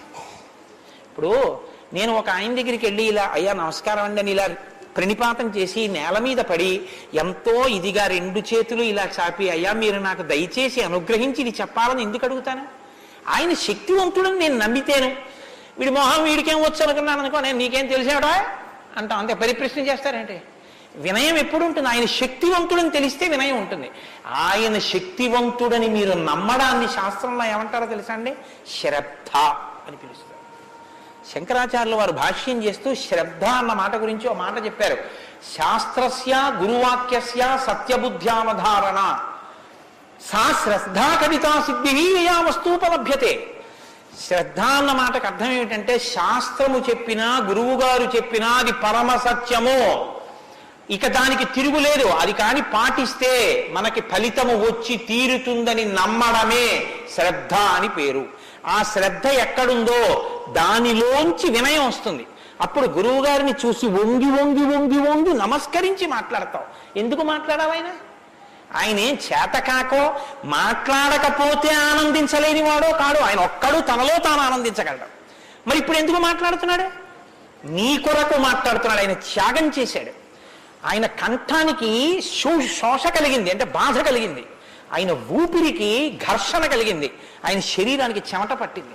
దేని కొరకు? నీ కొరకు. ఆయన నీ కొరకు మాట్లాడుతున్నాడు. ఇది గుర్తిస్తే వినయం. ఈ త్యాగానికి నేనేమి ఇవ్వగలను ఆయనకి? ఈ కృతజ్ఞతాభావంతో నువ్వు నిలబడగలిగితే, అలా నువ్వు ప్రశ్నించగలిగితే పరిప్రశ్న అంటారు. ఇప్పుడు నారదం పరిపప్రచ్ఛ ఇలా ప్రశ్న వేశాడు తప్ప ఏదో ప్రశ్న వేస్తే రామాయణం వచ్చిందని మీరు అనుకోకండి. పరిప్రశ్న చేస్తే రామాయణం వచ్చింది. ఇప్పటి వరకు నారదుడు ఏం మాట్లాడలేదు. మీరు బాగా గమనించండి. వచ్చాడంతే. లోపలికి వచ్చారు, వాల్మీకి మహర్షి చూశారు, అర్ఘ్యపాద్యాదులు ఇచ్చారు, కూర్చోబెట్టారు. ఇప్పుడు పరిప్రశ్న చేస్తున్నారు. ఏ ప్రశ్న వేస్తే అసలు రామాయణం గురించి చెప్పారు ఆయన? వాల్మీకి మహర్షి అడిగిన ప్రశ్న ఏమిటంటే ఆయన్ని, కోన్వస్మిన్ సాంప్రదం లోకే గుణవాన్ కస్య వీర్యవాన్ ధర్మజ్ఞశ్చ కృతజ్ఞశ్చ సత్యవాక్యో దృఢవ్రతః చారిత్రేణి చ కోయుక్తః సర్వభూతేషు కోహితః విద్వాన్ కః కస్సమర్థశ్చ కశ్చైక ప్రియదర్శనః ఆత్మవాన్ కో జితక్రోధో ద్యుతిమాన్ కో నరసూయకః కస్య బిభ్యతి దేవాశ్చ జాతరోషస్య సంయుగే. 16 గుణములు అడిగారు ఆయన. ఈ 16 గుణములు పరిపూర్ణముగా ఉన్నటువంటి ఒక మానవుడు ఈ లోకంలో, ఈ కాలంలో, నేను ఉన్న రోజుల్లోనే, నేను ఇప్పుడు శరీరంతో తిరుగుతుండగా నా మాంసనేత్రంతో చూడడానికి వీలుగా ఎక్కడైనా ఎవరైనా ఉన్నారా అని అడిగాడు. అంటే అలాంటి వారే ఉన్నారు. ఆయన భార్యయే తన ఆశ్రమంలో ఉంది. ఇది తెలుసా వాల్మీకి? తెలియదని చెప్పవలసి ఉంటుంది. మరి ఇప్పుడు ఎందుకు వచ్చింది ఈ ప్రశ్న ఆయన నోటి వెంట? అమ్మవారు వచ్చింది కాబట్టి వచ్చింది. అమ్మవారు ఎందుకు వచ్చింది? అసలు రహస్యం ఏమిటంటే, రామాయణం లోకానికి అందాలంటే సీతమ్మ యొక్క సేవాభాగ్యం వాల్మీకి లభించాలి. సీతమ్మ సేవాభాగ్యమే శారదాదేవి సేవాభాగ్యం. అది అందితే నోటి వెంట ఈ ప్రశ్న వచ్చింది. నోటి వెంట ఒక్క ప్రశ్న వస్తే యుగాలు మారిపోయినా మనుష్యుడిగా పుట్టిన ప్రతివాణ్ణి తరింపచేయగలిగిన ఒక ఆది కావ్యం ఆయన నోటి వెంట వచ్చింది. ఇది రావడానికి ముందు సీతమ్మ రావాలి. అందుకని ముందు సీతమ్మ వచ్చేసింది ఆశ్రమానికి. వచ్చి అక్కడ కూర్చుంది. ఆ రామాయణాన్ని ప్రచారం చెయ్యగలిగిన యోగ్యమైన శిష్యుల్ని కూడా సీతమ్మే వాల్మీకి ఇచ్చింది లవకుశల రూపంలో. ఇది వాల్మీకిని సీతమ్మ తరింపచేసిన తీరు మీరు జాగ్రత్తగా గమనించగలిగితే, వాల్మీకి తరించడానికి మొదటి కారణం సీతమ్మే. అందుకే ఆయన అన్నారు, నేను చెప్పిన రామాయణానికి పేరేమిటో తెలుసా? సీతాయాశ్చరితం మహత్ అన్నారు. అది సీతమ్మ చరిత్ర అన్నారు. తల్లి ఎంత గొప్ప తల్లు మీరు ఆలోచించండి. అందుకే సీతమ్మ ఒకరు, శారదమ్మ ఒకరా? కాదు, సీతమ్మే శారదమ్మ. కాబట్టే అంత జ్ఞానం వాల్మీకి ఇచ్చి ఈ ప్రశ్న వేయించింది. ఎందుకు వేయించాలి? సీతమ్మ వెళ్ళిపోతే రామావతారం వెళ్ళిపోతుంది. ఇక సీతమ్మ వెళ్ళిపోతుంది. ఆ రోజులు వచ్చేసాయి. అప్పటికి ఆ రోజు వచ్చేసింది. ఎందుకంటే ఇక అశ్వమేధయాగం చేసేస్తాడు రాముడు.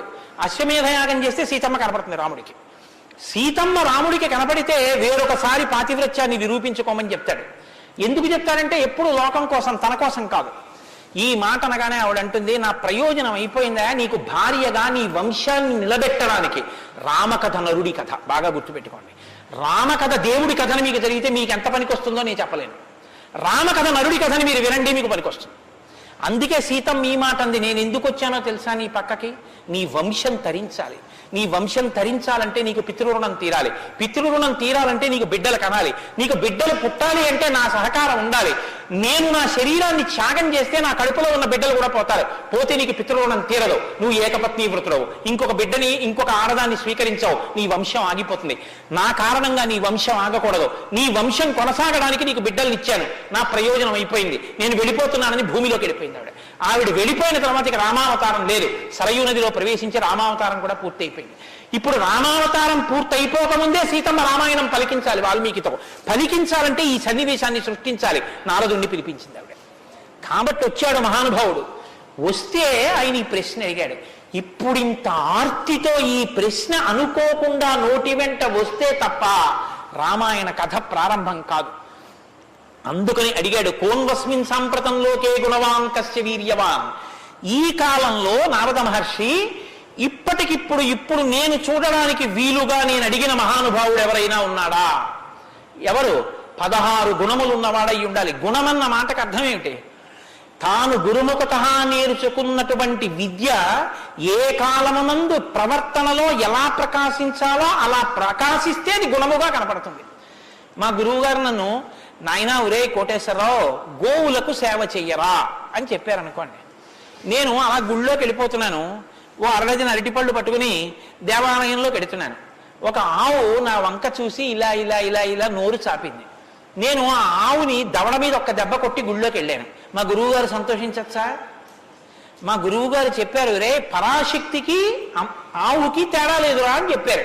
ఇప్పుడు నేనేం చెప్పాలి? నేను లోపలికి వెళ్ళి అర్చకుడికి ఇస్తే నివేదన చేస్తాడు. ఇక్కడో నా తల్లి ఎదురొచ్చి నా దగ్గర ప్రత్యక్షంగా తింటానని అడుగుతోంది. అమ్మ ఏమి భాగ్యం, అక్కడ ఇంకా తొక్క తీసి పెట్టాలి, ఇక్కడ తొక్కతో తినడానికి సిద్ధంగా ఉన్నావు, నా చేత్తో పెట్టుకుంటాను. 2 చెప్పులు ఇప్పి గభాలో 2 అరటిపళ్ళు నేను పెట్టాలి. పెడితే నేను గురువాక్యాన్ని అనుష్ఠానంలోకి తెచ్చుకున్నవాడిని. ఇప్పుడు గుణముగా ప్రకాశిస్తుంది. కోటేశ్వరరావు గారండే వాళ్ళ గురువు గారు చెప్పింది గుర్తు పెట్టుకుని ఆవుకి 2 అరటిపళ్ళు పెట్టాడు. అదో గుణం.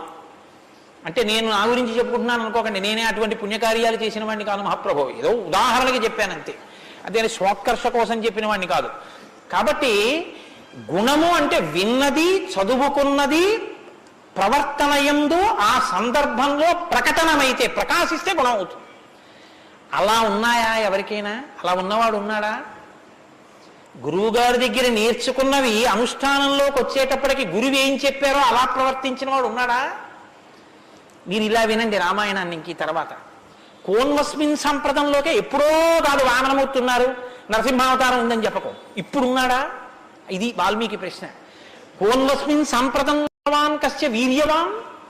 వీర్యవాన్ అంటే వీర్యవంతుడు ఉన్నాడా? వీర్యవంతుడంటే ఎటువంటి యుద్ధం వచ్చినా చెక్కు చెదరకుండా తానుగా నిలబడి తనలో ఏ మార్పు లేకుండా బయట మార్పు తేగలిగిన వాడు, ఎంతమందినైనా పడగొట్టగలిగిన వాడు, అటువంటి వాడు ఉన్నాడా? ఉంటే వీర్యవాన్. కోన్వస్మిన్ సంప్రదంలోకే గుణవాన్ కస్య వీర్యవాన్ ధర్మజ్ఞస్య. ధర్మం తెలుసుకున్నవాడు ఉన్నాడా? ధర్మం తెలియడం అంటే మీరు బాగా గుర్తుపెట్టుకోండి, ధర్మం తెలియడం అంటే ఏమిటో తెలుసా అండి? అధర్మం కూడా తెలియడం. ధర్మమే తెలిస్తే పూర్ణత్వం కాదు. ధర్మం తెలియడం అంటే అధర్మం కూడా తెలియడం. ఏది చెయ్యాలో తెలియడం అంటే ఏది చెయ్యకూడదో కూడా తెలియడం. మీరు కొంచెం ఆలోచించండి. నేను మాట అనేసి వదిలేస్తాను, ఇప్పుడు మీరు జవాబు చెప్పక్కర్లేదు. చెయ్యమన్నది చెయ్యడం తేలిక, చెయ్యొద్దన్నది వదిలేయడం తేలిక. చెయ్యొద్దన్నది వదిలేయడమే చాలా కష్టం.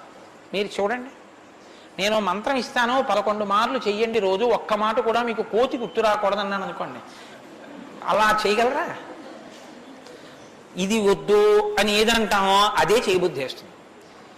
దేవుడికి 2 అగరత్తులు పెట్టు అన్నాను అనుకోండి, భయానికో భక్తికో 2 అగరత్తులు వెలిగించేయడం తేలిక. వద్దన్నది చేయకుండా ఉన్నవాడు ప్రజ్ఞావంతుడు. వద్దన్నది చేయకుండా ఉండాలంటే అధర్మం తెలియాలి కదండి. అధర్మం తెలియడం, ధర్మం తెలియడం, ధర్మం పాటించడం, అధర్మం విడిచిపెట్టడం, అధర్మం చేసిన వాడిని కూడా ఉండకుండా చేయడం, ఎందుకంటే వాడి వల్ల ధర్మం వ్యాప్తి చెందకుండా. ఇది ధర్మం తెలియడం. కాబట్టి ధర్మజ్ఞశ్చ కృతజ్ఞశ్చ.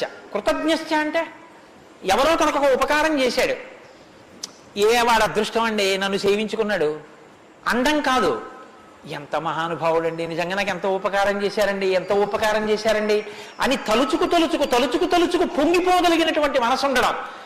అసలు మనుష్య జన్మకు ఉండవలసిన ప్రధాన లక్షణం అదేనండి. కృతజ్ఞో నాస్తి నిష్కృతి. కృతజ్ఞత లేని వాడికి నిష్కృతి లేదు. అటువంటి కృతజ్ఞత ఉన్నవాడు ఉన్నాడా లోకంలో ఎవరైనా? ధర్మజ్ఞశ్చ కృతజ్ఞశ్చ సత్యవాక్యో. ఎప్పుడూ సత్యమే మాట్లాడాలి, మిన్ను విరిగి మీద పడిపోని నేను సత్యమే చెప్తాను అని వ్రతం పట్టినవాడు ఎవరైనా ఉన్నాడా? సత్యవాక్యో దృఢవ్రత. ఒక పని మొదలు పెడితే అనుకున్నాం కాదండి అది అలా అవుతుందా అందుకని వదిలేశాను లేండి ఇప్పుడు మార్చేశాను సంకల్పం అనకుండా తాను ఒక్కసారి నోటి వెంట ఇది చేస్తానని అంటే పిడుగులు పడిపోయినా ఆ పని చెయ్యగలిగినటువంటి వాడు, దాన్ని విడిచిపెట్టనటువంటి వాడు, అటువంటి పూనిక ఉన్నవాడు ఉన్నాడా దృఢవ్రత.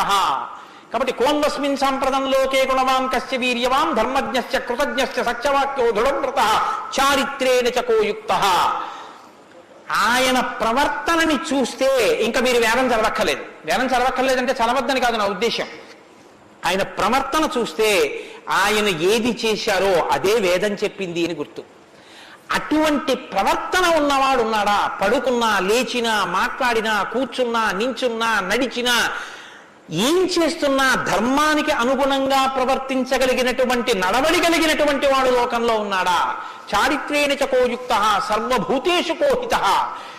ఇంత బలపరాక్రమాలు ఉండి కూడా సమస్త భూతముల పట్ల దయ కలిగిన వాడు లోకంలో ఉన్నాడా? గుండెల నిండా అంత కారుణ్యం ఉన్నవాడు ఉన్నాడా? సర్వభూతేషు కోహిత విద్వాంక. తెలుసుకోవలసినవన్నీ సమస్తము తెలుసుకున్నటువంటి విజ్ఞాని ఉన్నాడా? అటువంటి విద్వాంసుడు ఉన్నాడా? విద్వాంక కస్సమర్థశ్చ. ఎటువంటి పనైనా సరే వీరు చెయ్యలేరు అనొచ్చేమో కానీ ఆయన ఇది చెయ్యలేరని చెప్పడానికి ఒక పని లేకుండా ఏ పనులైనా చెయ్యగలిగిన వాడు ఉన్నాడా?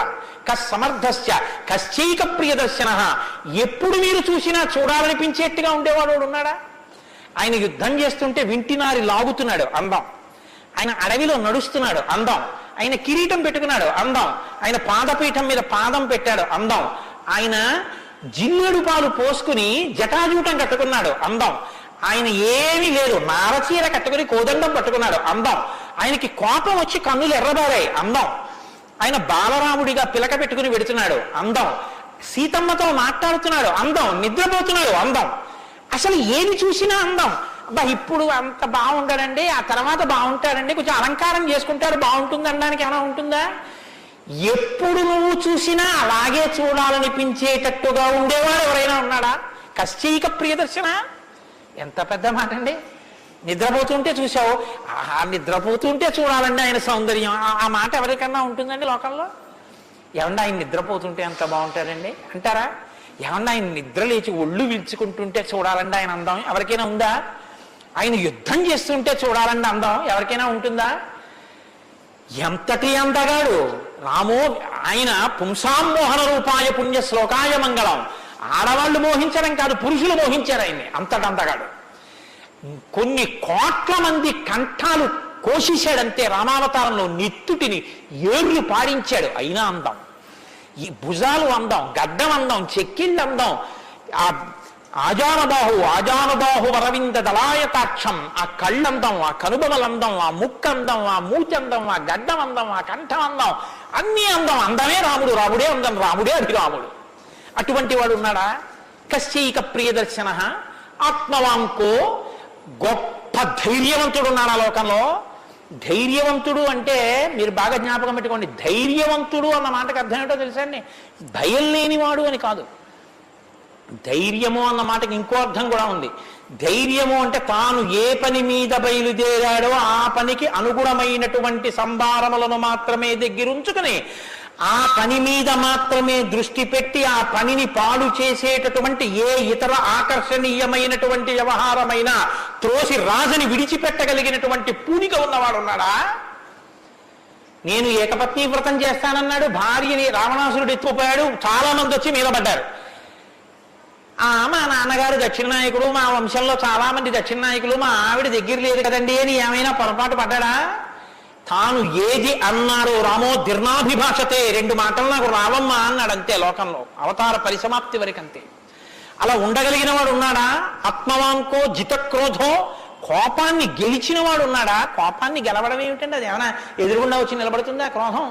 ఎలా గెలుస్తారు అంటే క్రోధం ఎక్కడి నుంచి వస్తుందో మూలస్థానాన్ని గుర్తెరగడం, వికార కారణాన్ని తెలుసుకోవడమే క్రోధాన్ని గెలవడం.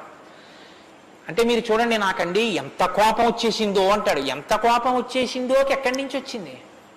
ఇక్కడి నుంచే రావాలి కోపం. ఇక్కడి నుంచి రావడానికి అనువైన అవకాశం, వాతావరణం నువ్వు ఇస్తే రావడానికి సిద్ధంగా ఉంటుంది. మంట పుట్టడానికి సిద్ధంగా ఉన్నట్టు ఉంటుంది అది. నువ్వు అది పుడితే ఎంత వికారంగా ఉంటావో, నీ ముఖం ఎలా ఉంటుందో, ఎంత జేవురించుకుని ఉంటుందో, ఎలా అరుస్తావో, నీ చేతులు ఎలా ఉంటాయో. ఓసారి ఆ టైంలో వీడియో తీసి చూసుకో ఎలా ఉంటుందో. అసహ్యం వేస్తుంది మన మీద. మనకి అదేంటంటే అలా ఉన్నాననిపిస్తుంది. ఇన్ని వికారములు ఇది వస్తే వస్తున్నాయని తెలుసుకుని అది రాకుండా తొక్కి పెట్టగలిగిన వాడు ఉన్నాడా? అలా ఉంటే జితక్రోధో, అలాంటి వాడు ఉన్నాడయా లోకంలో? ఆత్మవాన్కో జితక్రోధో ద్యుతిమాన్కో, అపారమైనటువంటి కాంతి కలిగిన వాడు ఉన్నాడా? ద్యుతిమాన్కో ననసూయక, అసూయని గెలిచిన వాడు ఉన్నాడా? తనకన్నా గొప్పవాడు కనపడితే ఆహాహా మహాత్ములు ఎంత గొప్ప పరిశ్రమ చేశారో, ఇంత గొప్పవాడు అయ్యాడని నమస్కారం చేసి తెలుసుకోవాలి. తనకన్నా తక్కువవాడు కనపడితే ఈశ్వరానుగ్రహంతో ఈయన వృద్ధిలోకి రావాలనగలగాలి. కిందవాడిని చూసి అహంకరించకూడదు, పైవాడిని చూసి అసూయ పడకూడదు. ఈ రెండు ఉన్నవాడు ఉన్నాడా? ద్యుతిమాన్కో ననసూయక కస్య బిభ్యతి దేవాశ్చ జాత రోషస్య సంయుగే. కోపం లేని వాడికి కోపం ఎలా వస్తుంది మరి? అంటే కోపం తెచ్చిపెట్టుకున్నట్టు నటిస్తాడు అంతే. ఎందుకు నటించాలి అంటే ఏదో పని చక్కబెట్టాలంటే కోపం వచ్చినట్టు ఒకసారి ఇలా అంటాడు. అనేటప్పటికి అమ్మ బాబు ఆయన కోపం వచ్చిందంటే హడిలిపోయి అందరూ జాగ్రత్తగా ఉంటారు. ఎవరికి కోపం వచ్చిందని అనిపిస్తే 33 కోట్ల మంది దేవతలు కూడా ఉనికిపోతారో అలా కోపాన్ని తెచ్చిపెట్టుకునేవాడే తప్ప అసలు కోపం రావడం అన్నది లేనివాడు ఒకరిలో ఉన్నాడా? అలాంటి వాడు ఎవడైనా ఉంటే ఎప్పుడో ఉన్నాడని చెప్పద్దు, ఇప్పుడు ఉన్నాడా? నేను చూడ్డానికి వీలుగా ఉన్నాడా? ఈ కాలంలో ఉన్నాడా? ఉంటే అటువంటి వాడి గురించి నాకు చెప్పు, నాకు వినాలని ఉందన్నాడు. ఇప్పుడు వస్తోంది రామాయణం. ఇప్పుడు చెప్పాలి. నారదుడు ఎవరో తెలుసా? ఆయన రాముడే. ఆయన ఇల్లాలే నీ దగ్గరుంది, ఆయన బిడ్డలే నీ దగ్గర ఉన్నారు.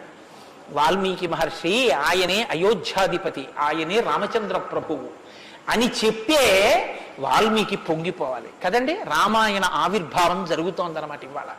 ఇవాళ రామాయణం పుడుతోంది. ఆ సన్నివేశంలో ఉన్నాం మనం. ఇప్పుడు ఈ మాటలు అడిగితే వాల్మీకి మహర్షి చాలా చమత్కారమైనటువంటి జవాబు ఒకటి చెప్పారు. ఆయన అన్నారు, బహవో దుర్లభాశ్చైవ ఏత్తయా కీర్తితా గుణాః మునే వక్షామ్యహం బుద్ధ్వా తేర్యుక్త శ్రూయతాన్నరః. చాలా క్లిష్టమైనటువంటి ప్రశ్న ఒకటి అడిగావు. సాధారణంగా లోకంలో మానవుల్లో నువ్వు అడిగినటువంటి 16 గుణములు ఒక వ్యక్తి యందు ప్రకాశించేటటువంటి వాడు ఉండడు. కాబట్టి ఇప్పుడు ఎవరై ఉండాలి? నరోత్తముడై ఉండాలి, సాక్షాత్ శ్రీ మహావిష్ణువు అయి ఉండాలి. అటువంటి వాడే కాని నరుడిగానే ఉన్నాడు ఇప్పుడు. ఆయన విష్ణు అంటే ఆయనే అంగీకరించాడు. ఆయన నేను నరుణ్ణి అంటాడు, నేను దాశరథిని అంటాడు, నేను దశరథ మహారాజు కొడుకునయ్యా అంటాడు. నరుడిగా ఈ లోకంలో తిరుగుతున్నవాడు ఉన్నాడు. అటువంటి వాడి గురించి చెప్తాను, జాగ్రత్తగా వినన్నాడు. ఇది సంక్షేప రామాయణం. 100 శ్లోకాలతో ఇక్కడ ప్రతిరోజు సంక్షేప రామాయణం జరుగుతోంది అని అన్నారే. సంక్షేప రామాయణాన్ని పెద్దలు సంప్రదాయంలో ఏమని పిలుస్తారో తెలుసా అండి? మాలామంత్రము అని పిలుస్తారు. ఎందుకంటే శారదా తిలకము అని మంత్రాల గురించి చెప్పేటటువంటిది, బీజాక్షరాల గురించి చెప్పే విషయం ఒకటి ఉంది. అందులో 10 అక్షరాలు మంత్రంలో దాటిపోతే దాన్ని మాలామంత్రములని పిలుస్తారు. 100 శ్లోకములతో ఉన్న సంక్షేప రామాయణం మాలా మంత్రం. అందుకే సంక్షేప రామాయణాన్ని పారాయణ చేస్తే అది రక్షణ చేస్తుంది. మన్నాత్ త్రాయితే ఇది మంత్ర. దాన్ని మననం చేస్తే అది కాపాడుతుంది. సంక్షేప రామాయణం కూడా అలా కాపాడుతుంది. సద్గురువైనటువంటి నారద మహర్షి నోటిలోంచి పుట్టింది సంక్షేప రామాయణం. యోగులు రమించడం అంటే బాహ్యంలో తిరిగేటటువంటి మనస్సుని బుద్ధిని నిగ్రహించి వెనక్కి తిప్పి ఆత్మలోకి దింపి తాను ఒకటిగా నిలబడిపోయి పొందేటటువంటి ఆనందమేదో అది సాకారమును పొందితే రాముడు. కాబట్టి యోగులు రమించేటటువంటి స్వరూపమేదో దానికి రామ అని పేరు. కాబట్టి రామో నామ జనైశ్రుత నియతాత్మా మహావీర్యో ద్యుతిమాన్ ధృతిమాన్ వసీ. నువ్వు చెప్పినటువంటి గుణములన్నీ ఉన్నవాడు, దానితో పాటుగా వసీ ఇంద్రియములను నిగ్రహించినటువంటి వాడు. ఇంద్రియాల్ని నిగ్రహించడం అన్న మాట మీరు రామాయణంలో చాలా జాగ్రత్తగా గమనించి తెలుసుకోవలసింది. ఇంద్రియాల్ని నిగ్రహించడం అంటే ఏమిటో తెలుసా అండి?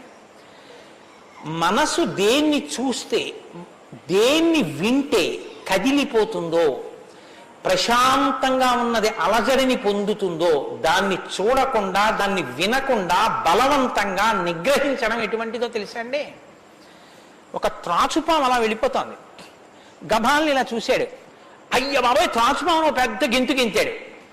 అది అకస్మాత్తుగా ఏమైందంటే ఆ గెంతడంలో త్రాచుపాము యొక్క పడగ మీద 2 కాళ్ళు వేసి తొక్కాడు. ఇప్పుడు త్రాచుపాము తల పైకి ఎత్తలేకపోతుంది. ఇప్పుడు తను త్రాచుపాము నా కాళ్ళ కింద ఉంది, నన్ను ఏం చేస్తుంది అని ఉండగలడని మీరు అనుకుంటున్నారా? అతను గడగడగడగడగడ వణికిపోతూ చెమట్లు పట్టేస్తున్నాయి.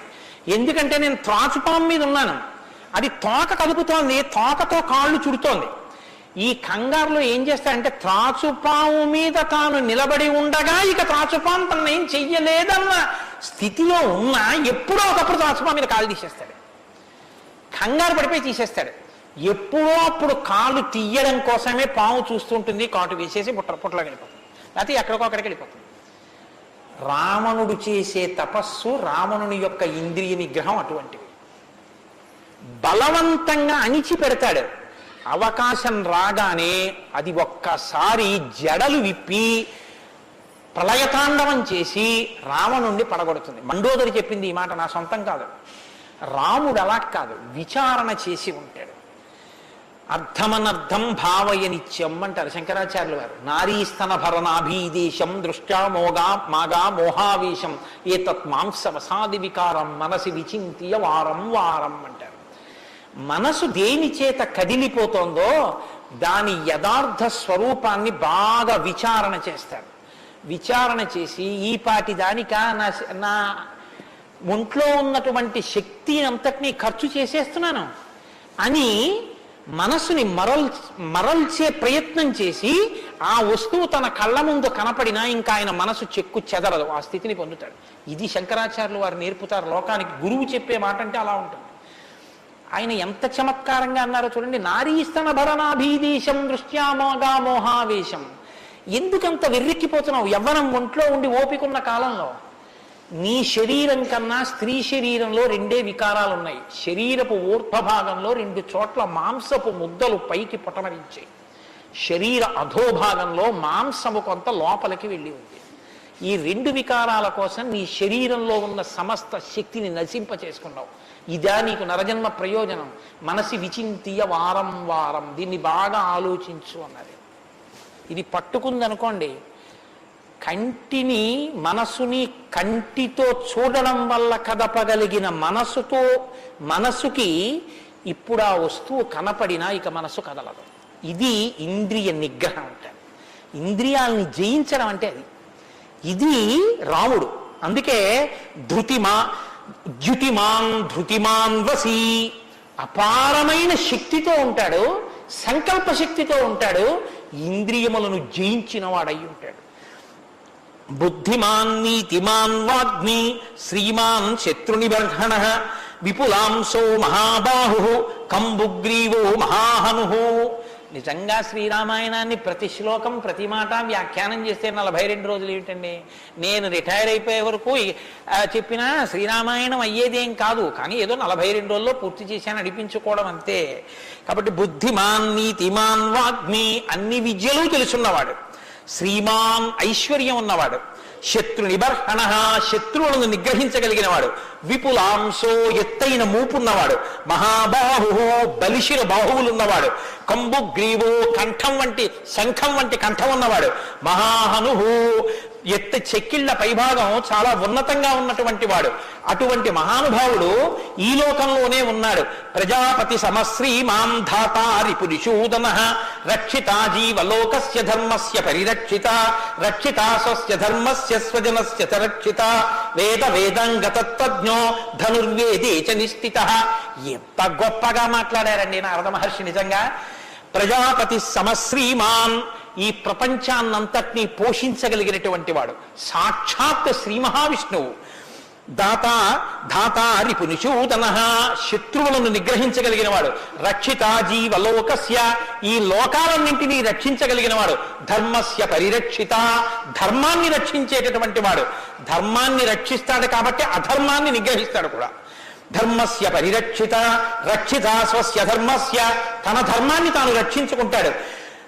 రక్షిత స్వస్య ధర్మస్య స్వజనస్య రక్షిత, అందరినీ రక్షిస్తే మరి స్వజనులు ఎవరు? అంటే ఆయననే నమ్ముకుని ఉన్న వాళ్ళెవరో ఆ వారి రక్షణ యందు మరింత అప్రమత్తంగా ఉండేటటువంటి స్వరూపం ఉన్నటువంటి వాడు. అటువంటి వాడు సచ సర్వగుణోపేత కౌసల్యానందవర్ధన సముద్రయివ గాంభీర్యే ధైర్యేణ హిమవానివా. ఇందులోంచేనండి వాల్మీకి మహర్షి చెప్పిన శ్లోకాల్లోంచే తర్వాత ఉపమానాలన్నీ వచ్చాయి. ఇప్పటికీ మనం చూడండి, ఆయన మేరునగ ధీరుడండి అంటాం. ఆయన్ని పోల్చి చెప్పేటప్పుడు హిమవత్ పర్వతము వంటి వాడు, సముద్రము వంటి గాంభీర్యం ఉన్నవాడు అని చెప్పారు నారద మహర్షి. సముద్రం చూడండి ఎంత గంభీరంగా ఉంటుందో. సముద్రం కడుపులో ముత్యాలు, రత్నాలు, వజ్రాలు ఇన్ని ఉంటాయి. ఇన్ని ఉన్నా కప్పి ఉంచుతుంది. సముద్రంలో బడబాగ్ని ఉంటుంది, కానీ తాను మాత్రం చల్లగా ఉంటుంది. సముద్రం ఒడ్డుకొస్తుంది, వచ్చి మీ కాళ్ళు తాను కడుగుతుంది. చేతకానిది ఎదురొచ్చి మీ కాళ్ళు కడిగిందని మీరు ధూర్తతనంతో లోపలికెడితే మిమ్మల్ని తనలో కలుపుకుంటుంది. ఎదురొచ్చి మీ దగ్గరికి వస్తోంది కదా అని మీ కాలి చెప్పు తీసి అందులో వేస్తే తీసుకొచ్చి అవతల బారేస్తుంది ఒడ్డున. ఇది సముద్రం యొక్క గాంభీర్యం. తాను ఉప్పు కయ్యగా ఉంటుంది, పర్వదిన స్నానానికి పనికొస్తుంది. ఇన్నిటిని కప్పిపుచ్చి నిలబడగలిగినటువంటి స్వరూపం సముద్రం. కడుపులో బడబాగ్ని ఉన్నా, సీతాపహరణమే జరిగిన, తండ్రే మరణించిన, రాజ్యమే పోయినా, అరణ్యంలో తిరిగిన, జుట్టు తీసేసిన, జిల్లేడు పాలు పోసుకుని ఆఖరికి ఆ జటలు కట్టుకున్న, నారచీర కట్టుకున్న, పాదాలకి చెప్పులే లేకపోయినా, అగ్నిహోత్రాన్ని చంకన తగిలించుకున్న, అడవిలో మృగాన్ని బాణం పెట్టి కొట్టి చర్మం ఒలిచి మాంసం తీసి తెచ్చి సీతమ్మ వండితే తప్ప తినలేని స్థితిలో రాజారాముడు అయినటువంటి వాడు బ్రతకవలసి వచ్చిన తెల్లవారుజామున 4 గంటల సమయంలో దాహమేస్తున్న ఏనుగు నదిలో తొండం పెట్టి నీళ్లు తాగడానికి కూడా భయపడినంత చలికాలంలో కూడా వెళ్ళి స్నానం చెయ్యగలిగిన మొనగాడు, ఇన్ని కష్టాలు కడుపులో పెట్టుకుని కూడా పైకి చెక్కు చెదరకుండా ఉండగలిగినటువంటి గంభీరమూర్తి ఆయనయా రాముడంటే అన్నాడు నారదుడు. కాబట్టి సముద్ర ఇవ గాంభీర్యే ధైర్యేన హిమవానివా, ధైర్యంలో హిమవత్ పర్వతం వంటి వాడు. పర్వతాన్ని చూడండి, వర్షధారల చేత కొట్టబడుతుంది, పిడుగులు పడిపోతాయి. ఆ పర్వతం మీదే చెట్లు పెరుగుతాయి, ఆ పర్వతం మీదే సింహాలు తిరుగుతాయి, పులులు తిరుగుతాయి. ఆ సముద్రానికి కన్నాలు పెట్టి పావులు పడుకుంటాయి. చిట్టెలుకలు కన్నాలు చేసి ఆ పర్వత పాదాల మీద తిరుగుతూ ఉంటాయి. ఎలుక కన్నం పెట్టి తనలో దూరిందని బెంగ పెట్టుకోదు, ఒక ధూర్తుడు కాళ్లతో పైకెక్కాడని బెంగ పెట్టుకోదు, వర్షధారలు కొట్టాయని కదలదు, పిడుగులు పడ్డాయని చెక్కు చెదరదు, పులులు సింహాలు తిరుగుతున్నాయని బెంగ పెట్టుకోదు, మహాత్ములు తన మీద నడుస్తున్నారని పొంగిపోదు, తన మీద ఈశ్వరుడి దేవాలయం కట్టారని పరవశించిపోదు, తాను అలాగే నిలబడి ఉంటుంది. చెక్కు చెదరక నిలబడగలిగినటువంటి పర్వతం ఎటువంటిదో రాముడు అటువంటి వాడు. ఇది నారదుడు ఒక నరుడిగా ఆయనకున్న లక్షణాలు చెప్తున్నాడు. ఇవి నీవు సంతరించుకో, కొన్నైనా ప్రతిదానికి విచలితుడమైపోవడం కాదు, ప్రతి చిన్నదానికి కదిలిపోవడం కాదు, ధైర్యంగా నిలబడగలగాలి. నాకు కాకపోతే ఎవరికి వస్తాయి కష్ట సుఖాలు అనేటటువంటివి చేసుకున్న కర్మను అనుసరించి అని నిలబడగలిగినటువంటి స్థితి రామాయణం ఇస్తుంది. విష్ణునా సదృశో వీర్యే సోమవత్ ప్రియదర్శన కాలగ్ని సదృశ క్రోధే క్షమయా పృథివీ సమః. ఏమి శ్లోకాలు వాడారండి సంక్షేప రామాయణంలో మహానుభావుడు. విష్ణునా సదృశో వీర్యే, ఆయనతో పోల్చడానికి విష్ణు ఒక్కడే ఉన్నారు. ఎందుకంటే ఇంకా ఆయనతో పోల్చడానికి అటువంటి వాడు ఇంకొకడెవరు ఉంటారు? విష్ణువుని విష్ణువుతోనే పోల్చాలి. కాబట్టి విష్ణువుతో సమానమైన వాడు. సోమవత్ ప్రియదర్శన, బాణం పట్టుకుని ఎదురుగుండా ఉన్న వాళ్ళ లక్షల మంది కంఠాలు తెగకోసినా సరే భక్తులైన వారికి మాత్రం ఆ స్వరూపాన్ని దర్శనం చేస్తుంటే ఎంత సంతోషంగా ఉంటుందో. కాబట్టి సోమవత్ ప్రియదర్శన, లోకంలో మూడిటిని ఎంత చూసినా చూడబుద్ధే వేస్తుంది, ఎంత చూడండి చూడబుద్ధి వేస్తుంది. అందుకే పార్వతీదేవి వినాయకుడికి ఏనుగు ముఖం పెట్టించింది. పసిపిల్లలకి కూడా సంతోషం కల్పించేవి 3 ఏమిటో తెలుసా అండి? గజముఖం, చంద్రబింబం, సముద్రం. మీరు సముద్రపు తొట్టుకి వెళ్ళి ఎంతసేపు కూర్చోండి, ఎంతసేపు చూస్తున్నా సముద్రాన్ని అలా చూడాలనే అనిపిస్తుంది. చీకటి పడిపోయిన తర్వాత సముద్ర ఘోష అదో సంతోషం, వస్తున్న కెరటాలు అదో సంతోషం, చీకటి పడ్డాక దీపాలతో దూరంగా వెళ్ళిపోతున్న ఓడ అదో సంతోషం, సూర్యోదయానికి సముద్రం ఆకాశం కలిసినట్టుగా ఉన్న చోట ఉదయిస్తున్న సూర్యబింబం అదో సంతోషం, ఆ పడుతున్న ఎర్రకాంతి అదో సంతోషం, సూర్యాస్తమయానికి సముద్రంలో కృంగిపోతున్నట్టుగా ఉన్న సూర్యుడు అదో సంతోషం. తిక్కన గారు విరాట పర్వంలో అంటారు, రాత్రి అయ్యేటప్పటికి ఆకాశం ఎలా ఉందంటేట మంచి సంపన్నుడైన గృహస్థు ఇంట్లో అలంకారం చేసినటువంటి పడకలా ఉందిట, దాని మీద పువ్వులు అవన్నీ వేస్తే ఎలా ఉందో అలా ఉందిట. సూర్యోదయానికి ఉన్నటువంటి ఆకాశం ఎలా ఉందంటేట తెల్లవారిన తర్వాత 10 మంది చూస్తే దృష్టిదోషం కలుగుతుందని ఆ ఇంటి ఇల్లాలు దుప్పటి మీద ఉన్న పువ్వులు అవే అన్నీ పోయేటట్టు ఒక్కసారి 2 చేతులతో ఇలా దులిపేస్తే అన్నీ పోయిన తర్వాత దుప్పటి ఎలా ఉందో ఆకాశం ఎలా ఉంది తెల్లారేకంటారు. అలా ఆ సముద్రాన్ని చూస్తుంటే ఎంత అందంగా ఉంటుందో. పసిపిల్లల దగ్గర నుంచి కవుల వరకు జ్ఞానుల వరకు సముద్రం ఆనందమే. పసిపిల్లాడికి ఏం తెలిసనే ఆనందం, వృద్ధుడికి ఏం తెలిసనే ఆనందం. అందరూ సముద్రపు రెడ్డికి వెళ్ళి ఆనందం పొందుతారు. ఆఖరికి తుఫాను సమయంలో సముద్రం చూడడం అదో సంతోషం కొంతమందికి. కాబట్టి సముద్రం, రెండు చంద్రబింబం. చంద్రబింబాన్ని ఎంతసేపు చూడండి సంతోషం. రామాయణంలో వాల్మీకి మహర్షి వర్ణిస్తారు సుందరకాండలో చంద్రబింబాన్ని, ఏమి వర్ణనలో ఆ సర్గలు. కాబట్టి చంద్రబింబం, 3 ఏనుగు. ఏనుగు చూడండి, వెంకటాచల క్షేత్రానికో తిరుత్తనియో వెడితే ఆ ఏనుగు ముందు నించుంటే పిల్లల్ని ఎంతసేపు నించోబెట్టండి సంతోషమే. ఆ తొండం ఇలా ఇలా ఆడిస్తూ ఆ ఏనుగు అలా నిలబడి అరటిపండు ఎత్తి నోట్లో పెట్టుకుని ఆ దుమ్ము తీసి మీద పోసుకొని స్నానం చేసి తెల్లటి దంతాలు, దాని స్వరూపం, దాని చిన్ని చిన్ని కళ్ళు, దాని వెంట్రుకలు, దాని తోక, పెద్ద పెద్ద కాళ్ళు, ఇంతంత గోళ్ళు, గుండ్రంగా పాదాలు. ఆ ఏనుగుని ఎంతసేపు చూసినా అబ్బా ఇంకేం చూస్తానులేండి అనిపించదు, అలా చూడబుద్ధి వేస్తుంది. అలా చూడబుద్ధి వేస్తుంది కాబట్టి ధ్యానం చేసేటప్పుడు ముందు గణపతి యొక్క ముఖాన్ని తదేకంగా చూస్తే ఆ ధ్యాన నిష్ట చేత విఘ్నములు తొలగిపోతాయి. కాబట్టి పరమేశ్వరుడు అందరూ తొందరగా దృష్టి పెట్టి చూడడానికి వైముఖ్యం కలగనటువంటి ముఖాన్ని నా కొడుక్కి పెడితే అందరికీ ఉపకారం జరుగుతుందని ఏనుగు తలకాయ తీసుకొచ్చి వినాయకుడికి పెట్టాడు. అది కారణం, వినాయకుడికి ఏనుగు తలకాయ ఉండడానికి కారణాల్లో అదొకటి. కాబట్టి విష్ణు నాసదృశో వీర్యే సోమవత్ ప్రియదర్శన కాలాగ్ని సదృశ క్రోధే. క్రోధం, కోపం వచ్చిందా కాలాగ్ని ఎటువంటిదో అటువంటి వాడు. క్షమయా పృథివీ సమహ. ఈ భూమికి ఎంత ఓర్పో రాముడికి అంత ఓర్పు. నిద్ర వేస్తూనే భూమిని తంతాం, భరిస్తుంది. మలమూత్రాలు భూమి మీద విసర్జిస్తాం, భరిస్తుంది. ఉమ్మి భూమి మీద వేస్తాం, ఊరుకుంటుంది. పోనీ ఏదో పొరపాటున వచ్చింది వేరు, కావాలని ఒక రకమైన తాంబూలం వేసుకుని బొమ్మడమే ప్రయోజనంగా నెత్తులు కక్కుకునేవాడు కక్కుకున్నట్టు భూమి మీద ఎర్రటి మరకలు పడేటట్టు అదే పనిగా ఉమ్మి వేసేటటువంటి వాడిని కూడా భరించినటువంటి భూమాత యొక్క ఓర్పుని ఎంత స్తోత్రం చేయాలి నిజంగా. కాబట్టి అన్నం కావాలి, నాగలి పెట్టి అమ్మ గుండెల మీద చీరుతాం. ఇల్లు కట్టుకోవాలి, శంకుస్థాపన పేరుతో గుణపాలు పెట్టి అమ్మ గుండెల మీద గుచ్చుతాం. ఆఖరికి ఇంత సంపాదించి ఇంత కీర్తి తెచ్చి మా నాన్నగారు, మా బాబాయ్ గారు, మా మేనమామ, మా ఆయన ఇన్ని బంధుత్వాలు పెట్టుకున్న వాళ్ళు ఆ ఊపిరి ఆగిపోగానే తీసుకెళ్లి బయట చిరిగిపోయిన బొంతో చాపో వేసి పడుకోబెట్టి కొత్త చాప తెచ్చి 4 కర్రలకేసి తాడేసి కట్టి తీసుకెళ్లిపోతుంటే ఆఖరణ పుచ్చుకునేది ఈ తల్లి ఒక్కతే. ఎవరు ఇంట్లో ఒక్క రాత్రి కూడా ఉంచుకోరు. యావత్ పవనో నివసతి దేహే తావత్ పృచ్చతి కుశలంగేహే గతవతి వాయో దేహాపాయే భార్యా బిభ్యతి తస్మిన్ కాయే అంటారు శంకర భగవత్పాదులు. అటువంటి ఈ తల్లిది ఎంత ఓర్పో, ఎన్ని అపచారములు చేసినా కూడా కడుపులో పెట్టుకునేటటువంటి అమ్మ స్వరూపమైనటువంటి భూమికి ఎంత ఓర్పు ఉందో అంత ఓర్పు కలిగిన వాడయ్యా రామచంద్రమూర్తి. కాబట్టి ధనదేన సమస్యాగే సత్యే ధర్మ ఇవాపరః. కుబేరుడు ఎంతటి ధనవంతుడో అంతటి మహానుభావుడు, అటువంటి త్యాగం ఉన్నవాడు. సత్యే ధర్మ ఇవాపరః. సత్యము ధర్మము ఒకదాన్నొకటి ఎలా కాపాడుకుని రక్షించుకుంటాయో అలా రక్షించి కాపాడగలిగినటువంటి వాడు. తమేవం గుణ సంపన్నం రామం సత్యపరాక్రమం. ఇన్ని గుణములు కలిగినటువంటి రామచంద్రమూర్తి సాక్షాత్తుగా సత్యపరాక్రముడైనటువంటి వ్యక్తి. ఆయన పరాక్రమం సత్యమే పరాక్రమముగా కలిగినటువంటి వాడు. అటువంటి వాడు రామచంద్రమూర్తిని ఆ రాముని యొక్క కథని సంక్షేపంగా చెప్పారు. సంక్షేపంగా అంటే వివరంగా కాదు, బాగా గుర్తుపెట్టుకోండి. వివరంగా చెప్పలేదు, కేవలం ఏదో విహంగ వీక్షణం అంటారు చూసారా, ఒక్కసారి స్థాళీపులాక న్యాయంగా ఒకసారి అలా చెప్పేశారు. అది ఎంత తేలిగ్గా చెప్పేశారంటే సజగామ వనం వీర ప్రతిజ్ఞామనుపాలయన్ పితుర్వచన నిర్దేశాత్ కైకయ్యా ప్రియకారణాత్ అంటూ. కానీ సంక్షేప రామాయణ శ్లోకాలండి అవి నిజంగా మంత్రాలే.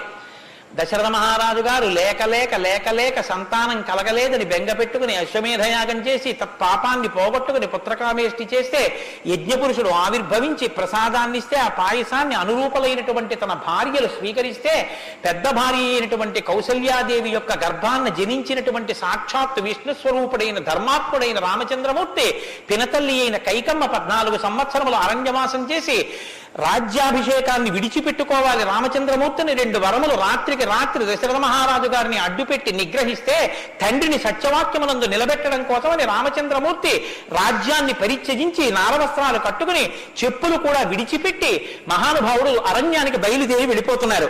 ఆ వెళ్ళిపోతున్నటువంటి సమయంలో రామస్య దయితా భార్య నిత్యం ప్రాణ సమాహిత జనకస్య కులే జాతా దేవమాయేవ నిర్మిత సర్వలక్షణ సంపన్నా నారీణాముత్తమామధు సీతాప్యనుగత రామం శిశిలం రోహిణీ యథా.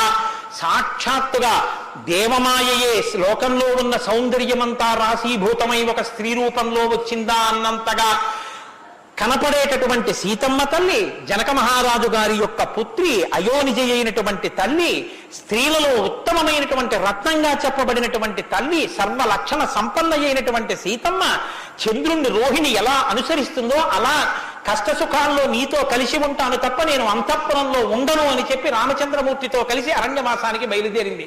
సోదరుడైనటువంటి లక్ష్మణుడు కూడా రామచంద్రమూర్తితో బయలుదేరాడు.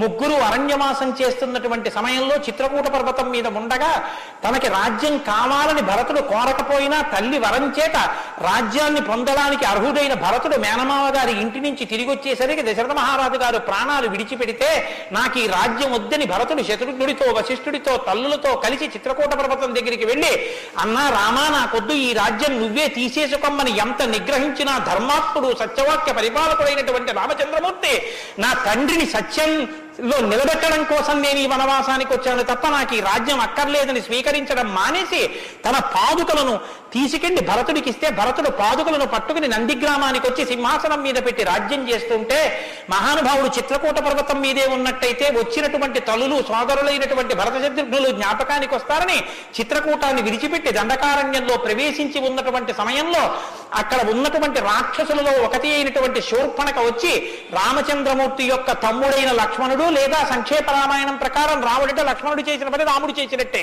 అందుకని రాముడి చేత ముకుచెవులు కోయబడితే ఆ శూర్పణక చేత ప్రేరేపింపబడిన కరదూషణాదులు త్రిశిరస్సు అనేటటువంటి 14,000 మంది రాక్షసులు రాముడి మీద దండెత్తి వస్తే తృణప్రాయంగా 14,000 మందిని నిగ్రహించినటువంటి రామచంద్రమూర్తి యొక్క పరాక్రమాన్ని శూర్పణక వల్ల తెలుసుకున్నటువంటి రావణాసురుడు అసూయతో సీతమ్మ తల్లి మీద మోహంతో సీతమ్మ తల్లిని అపహరించి తీసుకుని వెళ్ళిపోతే ఆగ్రహించినటువంటి రామచంద్రమూర్తి శబరిని దర్శనం చేసి తర్వాతి కాలంలో సుగ్రీవుడితో స్నేహం చేసి వారిని నిగ్రహించి దశ దిశలకి వానరుల్ని పంపిస్తే దక్షిణ దిక్కుకు వెళ్ళినటువంటి హనుమ సీతమ్మ తల్లి యొక్క జాడ కనిపెట్టి 100 యోజనముల సముద్రాన్ని దాటి ఈవలి ఒడ్డుకు వచ్చి రామచంద్రమూర్తికి సీతమ్మ క్షేమవార్త చెప్తే రామచంద్రమూర్తి నీరుని యొక్క సహకారంతో సముద్రానికి సేతువు కట్టి సముద్రాన్ని దాటి ఆవలి ఒడ్డుకు వెళ్లి లంకారాజ్యంలో వానర సహకారంతో రావణ కుంభకర్ణాది వీరులను నిగ్రహించి తిరిగి మళ్లీ అయోధ్య పట్టణానికి వచ్చి పట్టాభిషిక్తుడై 11,000 సంవత్సరములు ఈ రాజ్యాన్ని పరిపాలన చేసి రామరాజ్యం ఇలా ఉంటుంది అని చెప్పి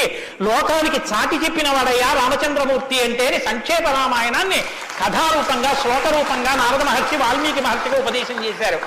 ఉపదేశం చేస్తే సంతోషించారు. ఆ రామరాజ్యం యొక్క గొప్పతనాన్ని 4 శ్లోకాలు వినకపోతే మనం దోషం చేసిన వాళ్ళం అవుతాం.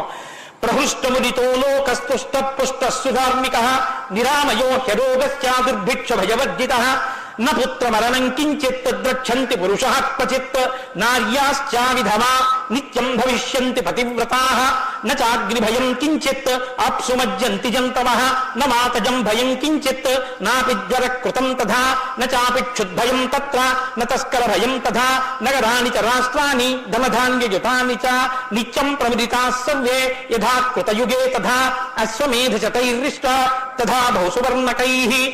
రామచంద్రమూర్తి రాజ్యం చేసేటటువంటి కాలంలో కొడుకులు మరణిస్తే పెద్దవాళ్ళైనటువంటి వాళ్ళు పిల్లలకి ప్రేతకార్యం అన్నది లేదు. స్త్రీలు విధవలై భర్త మరణిస్తే జీవించవలసినటువంటి దౌర్భాగ్యం లేదు. అందరూ పసుపు కుంకాలతో భర్త చేతుల మీద వెళ్ళిపోయేవారు. ఎక్కడ అగ్నిభయం ఉండేది కాదు. జంతువులు నీళ్లలో మునిగి మరణించడం అనేటటువంటిది ఉండేది కాదు. వాత భయం కానీ, అనారోగ్యాలు కానీ, జ్వరాలు ఏర్పడడం కానీ, భయంకరమైన వ్యాధులు పటమరించడం కానీ, దొంగతనం కానీ, క్షుద్బాధ కానీ, ఆకలితో అలమటించడం కానీ, అశాంతి కానీ లోకంలో ఎక్కడా లేవు. అశ్వమేధాది యాగములను చేసి ఎంతో మంది బ్రాహ్మణులకి బంగారాన్ని దానం చేశాడు. గవాం కోట్యయుతం దత్వా బ్రహ్మలోకం ప్రయాస్యతి అసంఖ్యేయం ధనం దత్వా బ్రాహ్మణేభ్యో మహాయశాః. కొన్ని కోట్ల గోవులు దానం చేశాడు, కొన్ని కోట్ల బంగారు నాణెములు దానం చేశాడు. 10 వర్ష సహస్రాణి 10 వర్ష శతాని చ రామో రాజ్యముపాసిత్వా బ్రహ్మలోకం గమిష్యతి. రామో రాజ్యముపాసిత్వ, రాజ్యాన్ని ఉపాసన చేశాడు మహానుభావుడు. అంత గొప్ప పరిపాలన చేసి 11,000 సంవత్సరముల పరిపాలన తర్వాత బ్రహ్మలోకాన్ని చేరుకున్నాడు. ఇదం పవిత్రం పాపఘ్నం పుణ్యం వేదైశ్చ సంహితం. ఈ రామాయణ కథ ఉన్నదే, ఈ రామాయణ కథ పాపములన్నిటినీ పోగొడుతుంది. ఇది వేదములతో సమానమైనది. యప్పటే రామచరితం సర్వపాపై ప్రముచ్యతే. ఎవరు ఈ రామ కథని వింటున్నారో వాళ్ళకి సర్వ పాపములు తొలగిపోతాయి. సత్యం సత్యం పునఃసత్యం, ఇందులో అనుమానం ఏమీ లేదు. ఏతదాఖ్యానమాజుష్యం పఠన్ రామాయణన్నరః. ఎవరు ఈ రామాయణాన్ని చదువుకుంటున్నారో వింటున్నారో వాళ్ళకి ఆయుష్యం నిలబడుతుంది, అపమృత్యు దోషం తొలగిపోతుంది. సపుత్ర పౌత్ర సగణ ప్రేత్య స్వర్గే మహీయతే. పుత్రుల్ని కొడుకుల్ని మనవల్ని చూసిన తర్వాత 3 తరాలు చూసిన తర్వాత సంతోషంతో సుఖశాంతులతో ఇహమనందు జీవించి ఆఖరున తేలికగా శరీరం నుంచి ప్రాణం విడిపోయి జీవుడు సంతోషంగా భగవన్నామం చెప్తూ స్వర్గలోకాన్ని చేరుకుంటాడు. ఇంతటి గొప్ప అనుభూతిని ఐశ్వర్యాన్ని అనుగ్రహించగలిగినటువంటి శక్తి కలిగినటువంటిది రామాయణం. కాబట్టి ఎల్లరూ ఈ రామాయణాన్ని చదువుకోవాలి, వినాలి, ధరించాలి అని నారద మహర్షి వాల్మీకి మహర్షికి చెప్తే తదేక ధ్యానంతో ఆ మాలామంత్రంగా వినపడిన సంక్షేప రామాయణాన్ని విని పొంగిపోయిన హృదయంతో తన్మయత్వంతో ఉన్నటువంటి వాల్మీకి మహర్షి యొక్క స్థితి దగ్గర ఇవాల్టి ఉపన్యాసాన్ని పూర్తి చేస్తున్నారు. రేపటి రోజున అసలు ఎలా ఆవిర్భవించిందో, తన్మయత్వంలో ఉన్న వాల్మీకి మహర్షి ఎలా బయలుదేరారో, రామాయణం ఎలా వచ్చిందో, ఏం జరిగిందో ఆ విషయాన్ని మీకు మనవి చేసి రామాయణ కథా ప్రారంభం చేసే అనుగ్రహాన్ని రామచంద్ర ప్రభు నాకు కృప చేయుగాక. రేపు ఖచ్చితంగా 6:30 కథా ప్రారంభం అయిపోతుంది. లేకపోతే 7 రోజుల్లో బాలకాండ పూర్తి కాదు. కాబట్టి మంగళాశాసనపరై మదాచార్య పురోగమై సర్వైశ్చ పూర్వైరాచార్యై సత్కృతాయాస్తు మంగళం. మంగళం కోసలేంద్రాయ మహనీయ గుణాత్మనే చక్రవర్తి తనూజాయ సర్వభౌమాయ మంగళం. ఉమాకాంతాయ కాంతాయ కామితార్థప్రదాయినే శ్రీగిరీశాయ దేవాయ మలినాథాయ మంగళం. కరచరణకృతం వా కర్మవాక్కాయజం వా శ్రవణమైనజం వా మానసం వాపరాధం విహితం వా సర్వమేత్తక్షమస్వా శివ శివ కరుణాబ్ధే శ్రీ మహాదేవ శంభో. సర్వం శ్రీ ఉమామహేశ్వర పరబ్రహ్మార్పణమస్తు. స్వస్తి.